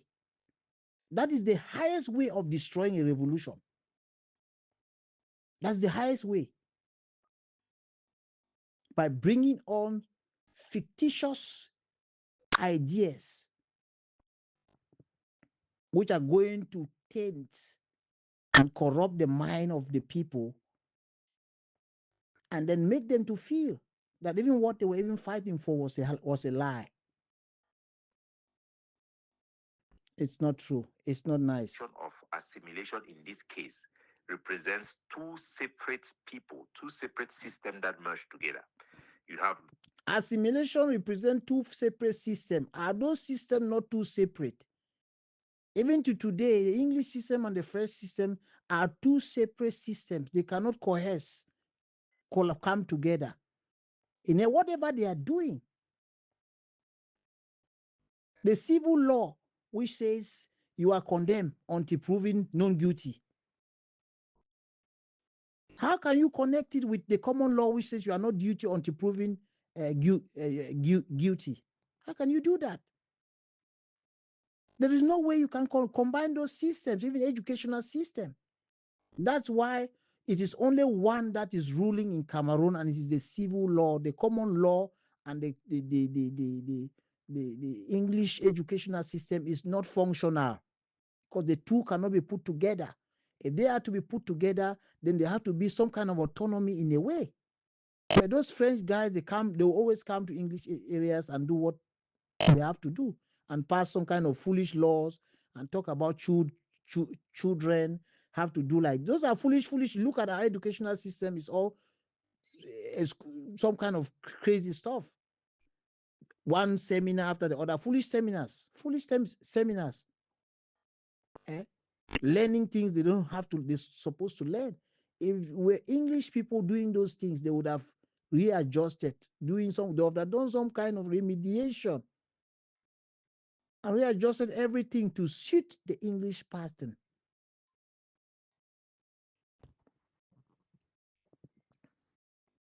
the French system and you have the Anglophone system. The Cameroon as a nation wanted to incorporate all of the elements of the French system while discarding the English system so that the country becomes a French country, essentially. Yes. That is a form of assimilation within a country. That does not mean that one of that country have seceded. No. Back to the argument that Goji No. It's not a form of assimilation within a country. It is a form of a country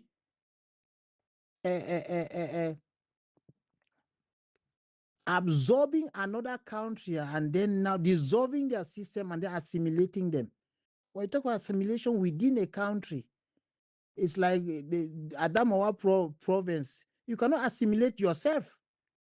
How you assimilate yourself? So when you say assimilation within a country, when Paul Biya said we wanted to assimilate them, that statement means they were not them. This is your logic thing, Mr. Emmanuel. You talk of logic. Look at logic and see it in the eyes of others. This is not something that's supposed to be debated. That's why the president said it was the French people that were supposed to be doing what you are doing, not you. We wanted to assimilate them because they are not part of us. That's why we wanted to assimilate them. But we failed. So your own outings and presentation on that, or your own take, it completely opposite with what I'm saying.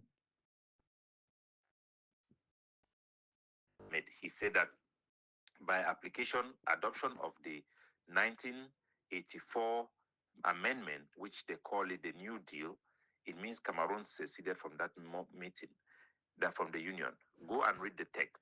You keep talking of the New Deal. why are you running? It is the law that changes things, not the deal. A new deal, which is what? Paul Biya did pass a new deal. You see, you're trying not to use law because you know if you use law, you are going to be found wanting. That's how people get away from debates. You draw them back, come back and look into what you are saying. That's what I'm trying to do to you. Because crafty people and wise people, they do exactly what you are doing. Yeah, what you are doing. It is a law that he passed. Paul Biya passed. It's a law. Those decrees that are passing up and down there like that, they are laws. You don't call them a deal, a new deal, just to cover up so that you will not be asked questions about law. You are refuting a law and then calling a similar thing a deal. And then when the same person talk about something else that connects with what you want, you accept it. The text says that henceforth, the United Republic of Cameroon shall be called the Republic of Cameroon. It now designates the emblems of the country and the flags. These emblems and the flags were not the emblems and the flag of the French Cameroon. Neither was the decision taken by French Cameroon for anybody to interpret that it was a secession. No. Why? Anybody? You are the one interpreting it your own way. And that your interpretation doesn't make it real. You're interpreting your will and the will of French people. The flag was adjusted to the flag of the La République du Cameroon. Before it was not like that. The emblems was adjusted to become their emblems. Then what makes it not a secession? For you to say no doesn't make it not a secession. It is still, the no doesn't do anything, Mr. Emmanuel. It doesn't. Their analysis is completely outbound. It does not hold, inconsequential. It doesn't hold at all. They changed everything and they made it themselves. And then you bring in the argument of the two people coming together and the rest. What do you mean by two people? Somebody with your mindset, I mean, with your political mindset, because that political mindset is completely French. I'm not saying that you are not for independent. I mean, that mindset, this mindset, I can take a mindset to argue in a debate. That mindset is completely French. And it is a wrong mindset. It doesn't have a good approach for debate, for a constructive debate. It doesn't. It's actually fighting for a particular agenda. If you take that mindset and put in front of let's say people with that mindset, and you put them and you call them English Anglophones together with Francophones, and they make a law, will you say that Anglophones have made a law? So these elites that are being bought by, why are Africans not accepting the presidents and the elites that the West is voting into their countries as president? Why are they not accepting them? They're not representing the people. Yes. It is the representative of the people that's supposed to talk. And if the government will or use some other political means to buy people to come and stand as those are just Cameroonians, French people sitting together and making their law. So don't call certain Cameroonians and put there that the two parties. Which two parties? Eh? So you call him this man, they call him Minister of Territorial Administration, that is an English person because of the background.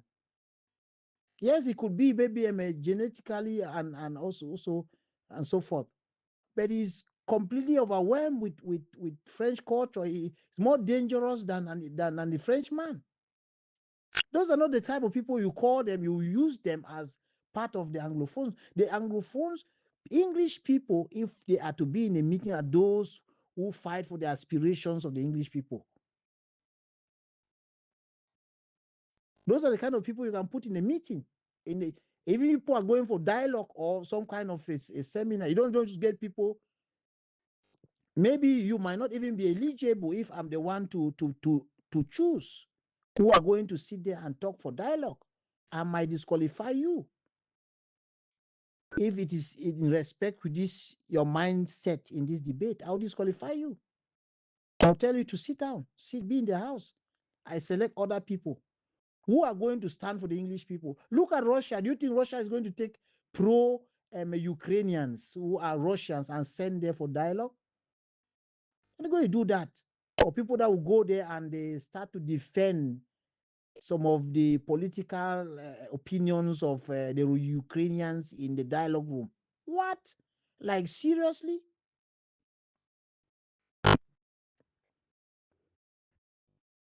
No, the New Deal was an adoption of constitutional amendment.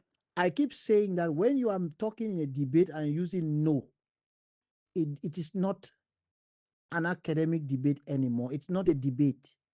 You're trying to enforce your will on people. It could be a lie. You are enforced. I've had that kind of a thing. There was one time like that. I heard someone talking about this vaccines. The way some of these scientists and the rest, they were talking about the vaccine. In fact, they can even kill you. They painted those who said no, vaccines were not good, as if they were the dullest kind of people on planet Earth. Just for nothing. At the end of the day, they came and discovered that they were the ones who were instead brainwashed. They didn't know what they were doing. And those who did not take the vaccines, they are like diamonds and gold in this present world. Saying no in a debate doesn't make it wrong. It is a way of trying to enforce your will without having points to justify yourself. Saying way no is just an expression of your own will. And that will does not make you, the no doesn't make you right. So you say no, that is not correct. It is to you. If I were you, I would say, in my opinion, not just no. My own opinion, this is what I see. This is what I think. Say I think, don't say no. No is like what you're saying is correct, whereas it's even a lie. It's not correct. Not now, not ever, not in many years. It will not be correct. Because if we are to debate based on truth, that thing you are saying like that, it's a very serious lie. Yes. By a joint National Assembly of both the representative of Southern Cameroon. Using the word joint National Assembly is also propaganda. This one is a bad approach of propaganda. What is you when you use that word joint National Assembly before a white man, the white man would think that actually the assembly is joined. Joint National Assembly. Yes, in a way it's joined, but technically it's joined, but in precept, is it really joined? When you use that word join and you print it, you pronounce it so everybody should know that it's join like that. It is propaganda you are doing. So they should know that it was Anglophone involved, whereas those were puppets, Francophone puppets. The Francophone puppets are not Anglophones. They call them Francophone puppets. So it's just a uni-party. The same people. And you know that. But you are using that same rhetoric in order to promote your agenda. Let me tell you, I'm going to bring another face, how you can sell your case, which is going to sell. Not this method. This method, it will have a lot of backfire because you are trying to undo truth. You cannot win by undoing truth. It's better you fail on truth than to try to win through undoing truth, because when you do that, you are destroying a legacy, you are destroying a foundation, you are destroying a generation that will never be built. Not on war. We're not talking about war here. Nobody stands for war and killing people. In fact, I don't think with what I might be saying, somebody would think that maybe I'm an extremist. No, I'm not. There's no better person that advocates for peace than the way I will do. Even I don't think Mr. Emmanuel can do that more than me. I don't think so. In my own view or opinion, I will not just say that I cannot walk. I will say in my opinion, so that they should know that it is my view. You can have another view. And my view might not be right. It could be wrong, but it is mine. So it's my opinion. But when you say no, no, it's like, please, I hope what I'm saying helps. Yes, I hope what I'm saying helps. Let's go further. And the representative of the French Cameroon parliamentarians who are eligible, who are competent, who are the legal representation of it. So when you use the word eligible, competent, legal representation, propaganda, we know, don't we know those things. Don't use those words. You are using those words to make us feel as if this case you are presenting, it's real. It's still propaganda. Whether they were legal or whatever, and so forth, they were all, it was a uni-party. People of the same party. Yes, the same party. So, in fact, I could call all of them French people in a way. So there was that balance was not there. Yeah, and you know it. I know you know it. You have been listening. You have been saying these things. I don't know this 360 is what I'm actually this step about. They are people. Those parliamentarians from Southern Cameroon and French Cameroon, from La République du Cameroon and French Cameroon, as one country, make that decision to transform the union. No, not as one as one country in quotes. Put quotes there. And one country in quotes, and some of them were under duress. Do you know how many people were killed who wanted to oppose that? Do you know? You know history. How many people were killed who wanted to oppose that thing? It's just like now the presidents who are advocating for freedom and liberation of Africa. Do you know how many presidents have died? And then tomorrow somebody will just get up and say, the president who stood there for Africa and the rest, the French people, they voted them into office. Yes, they voted them. As if you don't know that those who stand against the West are being even killed before they enter into office. So please, please stop this propaganda. It's disturbing. Stop it. You know, this level where you are talking and the people there are not children. Some of them are very senior people in the society. They are not children. It's true that certain Cameroonians have become so delusional, such that sometimes they see a father, they call them a boy. They're calling a father somebody that's having gray hair, boy. You see a professor, you are calling a professor on his name. Are you serious? Like serious? What? Without name, no respect. Eh? No respect. By the time you go and see some other person, then you will start to be giving respect to those people. To those people. So we should be very careful the way we are doing things. Not transform the French Cameroon. So you cannot say the French Cameroon have withdrawn. It is like you and your woman, you decide to marry and you have different property. And then you two of you come together and say that now we want all of our account to be joint account. We want all of our property to be jointly owned. That is what happened. You cannot interpret it as somebody have taken over another person's thing. The thing is that within that marriage, one of one joint account, joint owned. We need to have one name, not different names. That is it. When you go and start using another name, you have gotten out of the account. That is the logic. You talk of logic and reason. It's not just one account. The name was important. One name. They constituted two stars and many other things.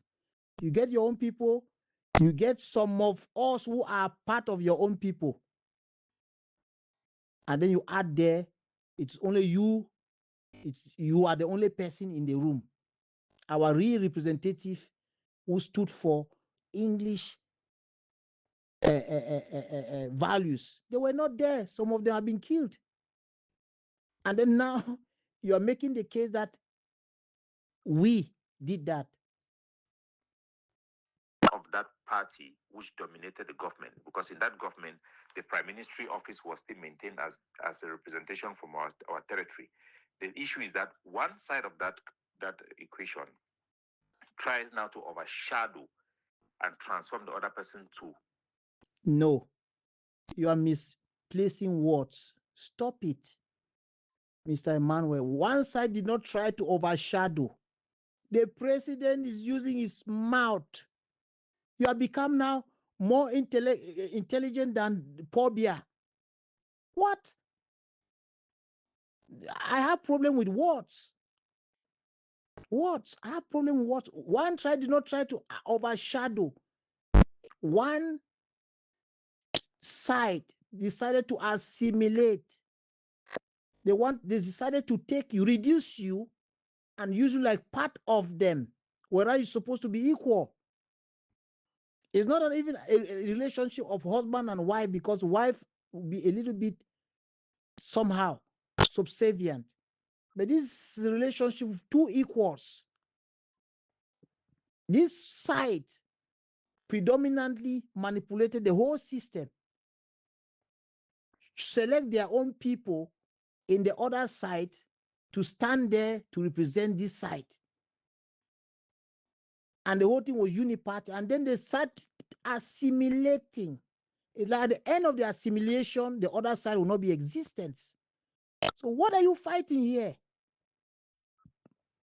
This is the reason why the president keeps saying that you are talking like the Frenchman.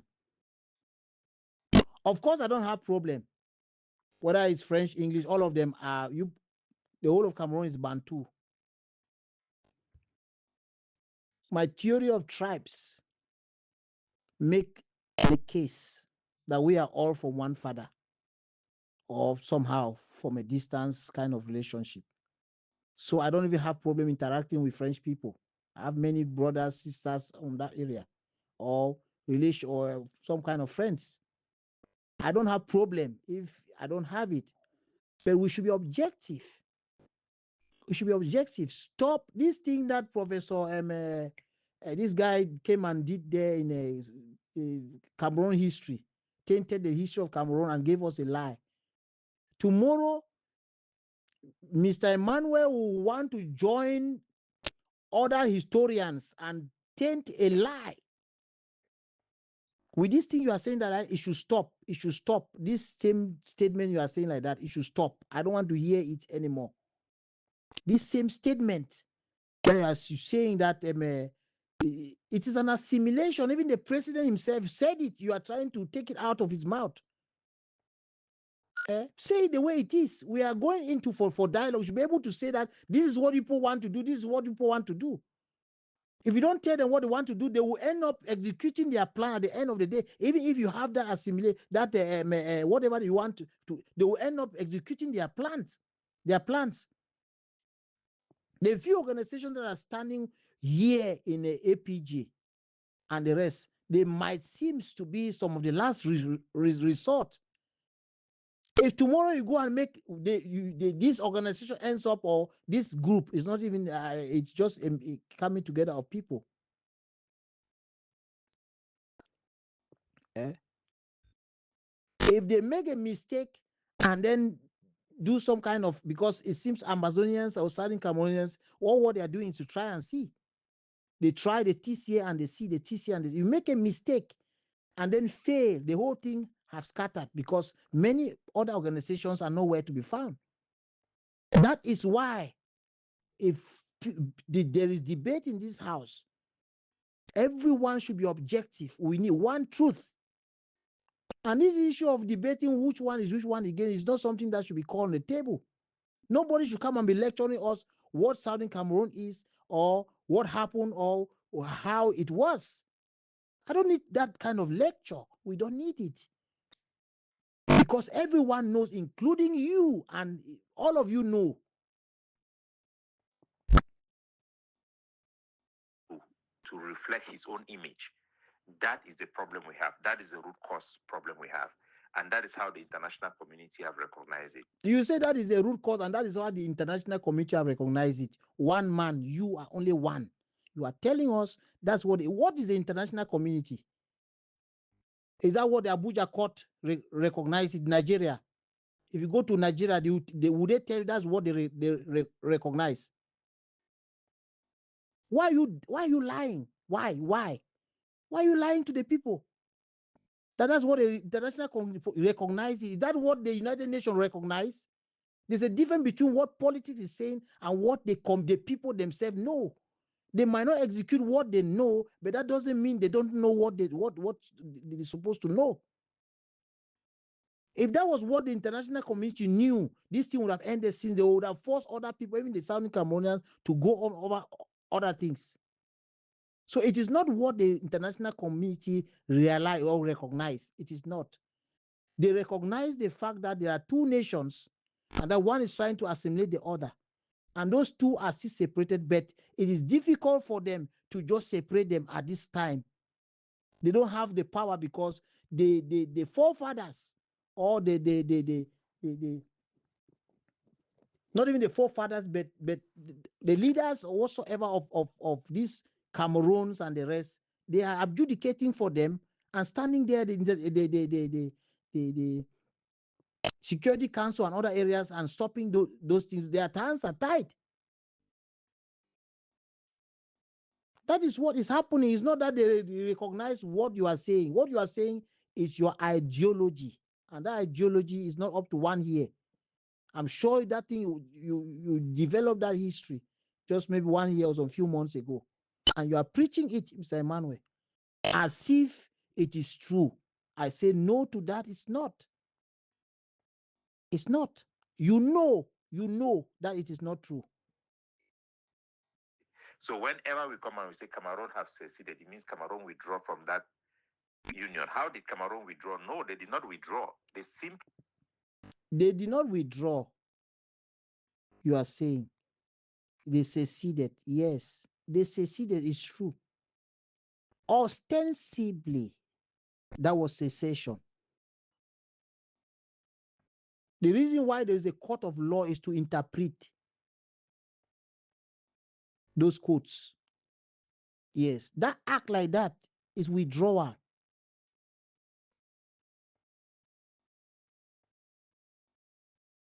Any logical mind must not think. We're supposed to use one name. This is the name we have to be using in this organization. Then the next day, I want to see you are using your own name. I know you are not part of the organization anymore. Normally, English Cameroon was supposed to ask for the documents of the Federal Republic of Cameroon to be given to them. And then they would have told the French Cameroon that the day that you are willing to come back to us, you should come back, because they would have now been the person holding the documents, if there was any documents. That's how it was supposed to be. So by leaving or creating their own name, it's a kind of cessation. So if these people are saying they withdraw, yes, of course, in a way. Simply dominated it. They simply suppress us. No. They simply marginalize us. No. It's not secession. Secession means that Cameroon had come out. And to cessation in quotes. When you put cessation in quotes, as you put your two finger up like that in quotes, it means in a way. And then the question is, it will be, how did they secede? Then you explain where they seceded, where you can interpret as secession. And in any critical mind, when you explain that, they will know it's true. They seceded without knowing. To interpret that because the name was changed to the Republic of Cameroon means that they have gone back to their previous name. No, the previous name of Cameroon was not the Republic of Cameroon. It was what? Only in French, because the previous name in Cameroon was not the Republic of Cameroon. Only in French was what? Was it not La République du Cameroon? What is the meaning of La République du Cameroon? Please, I'm begging you, please. Anytime they want to be debate in this house, please, think well. Please. The previous name of Cameroon, was it not La République? The Republic of Cameroon. Why are we just talking? Why? Why are we just talking? Why? Eh? we've had three meetings today. One with the interlocutor. Names are registered as it is in their original language, and their emblems also would reflect that original state. It was a transformation of a country, not a return to one of the both countries. And when we say that we forfeit our power to speak on legal...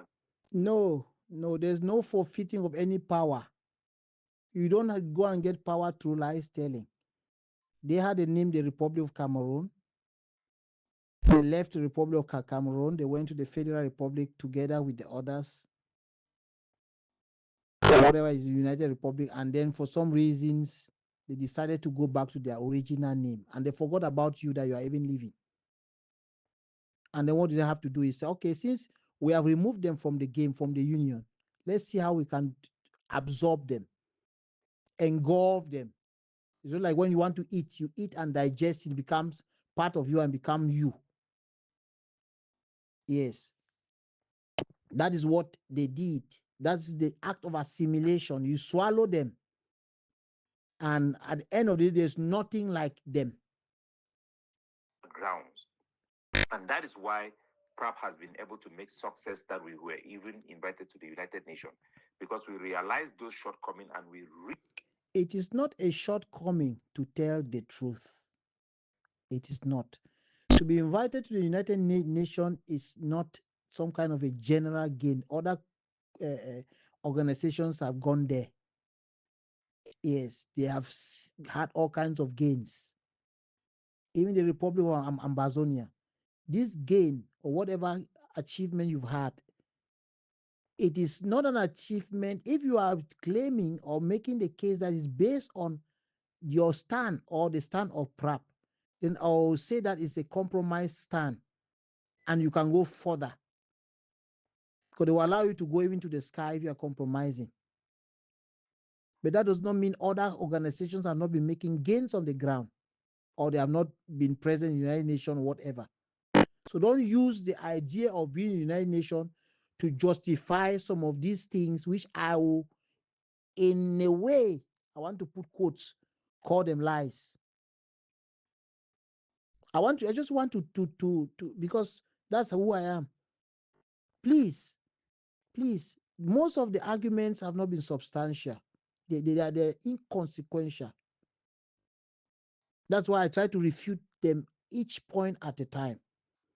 And do not use it as a base for what you are doing here. Articulate our narrative to be within the legal framework that is recognized by international law. No, it is not in respect to the legal framework. It is not in respect to the legal framework. It's in respect to what La Republique wants, what they can accept. Yes, it's not in respect to legal framework.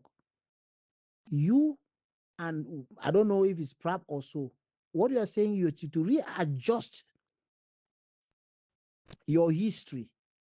And that is the beginning of lies telling. Readjust your history to suit what La République du Cameroon will accept. Because you have touched everything, including their name. The name they had, that it doesn't mean they didn't change name. So please, please, please, I find it very difficult to see things like this and left it to go. I've been talking for almost an hour, I think so. But I have to send this thing out. And in no way I'm trying to undermine your rule and what you have been doing as far as this issue of negotiation is concerned. There is a way to get this negotiation without tainting the history behind it. It doesn't mean that if you have to brand everyone, including some of the leaders who have made mistakes, and distort them. Some of those leaders who made mistakes, you were there. You were used. You're one of the people that were being used to make those mistakes. And now you are out of it. You are calling them.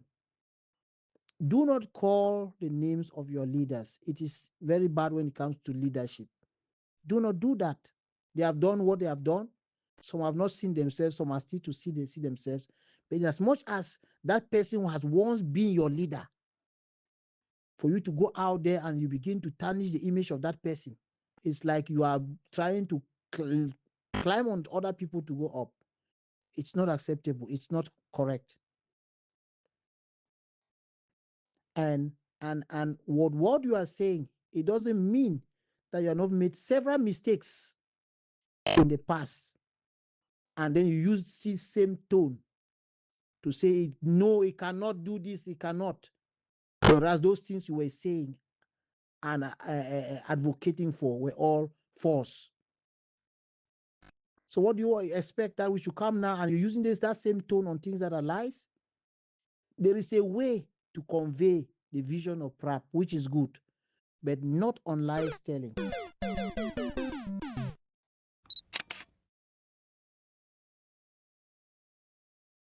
I have to pass out there. This audio for some of us who are sitting here in the house, our work is to put on that touch to make sure everything is transparent. Nothing like manipulation, nothing. Even if it's coming from the highest rim, we're going to pick it out and then throw it out there. Peace is what is being needed, and we should do it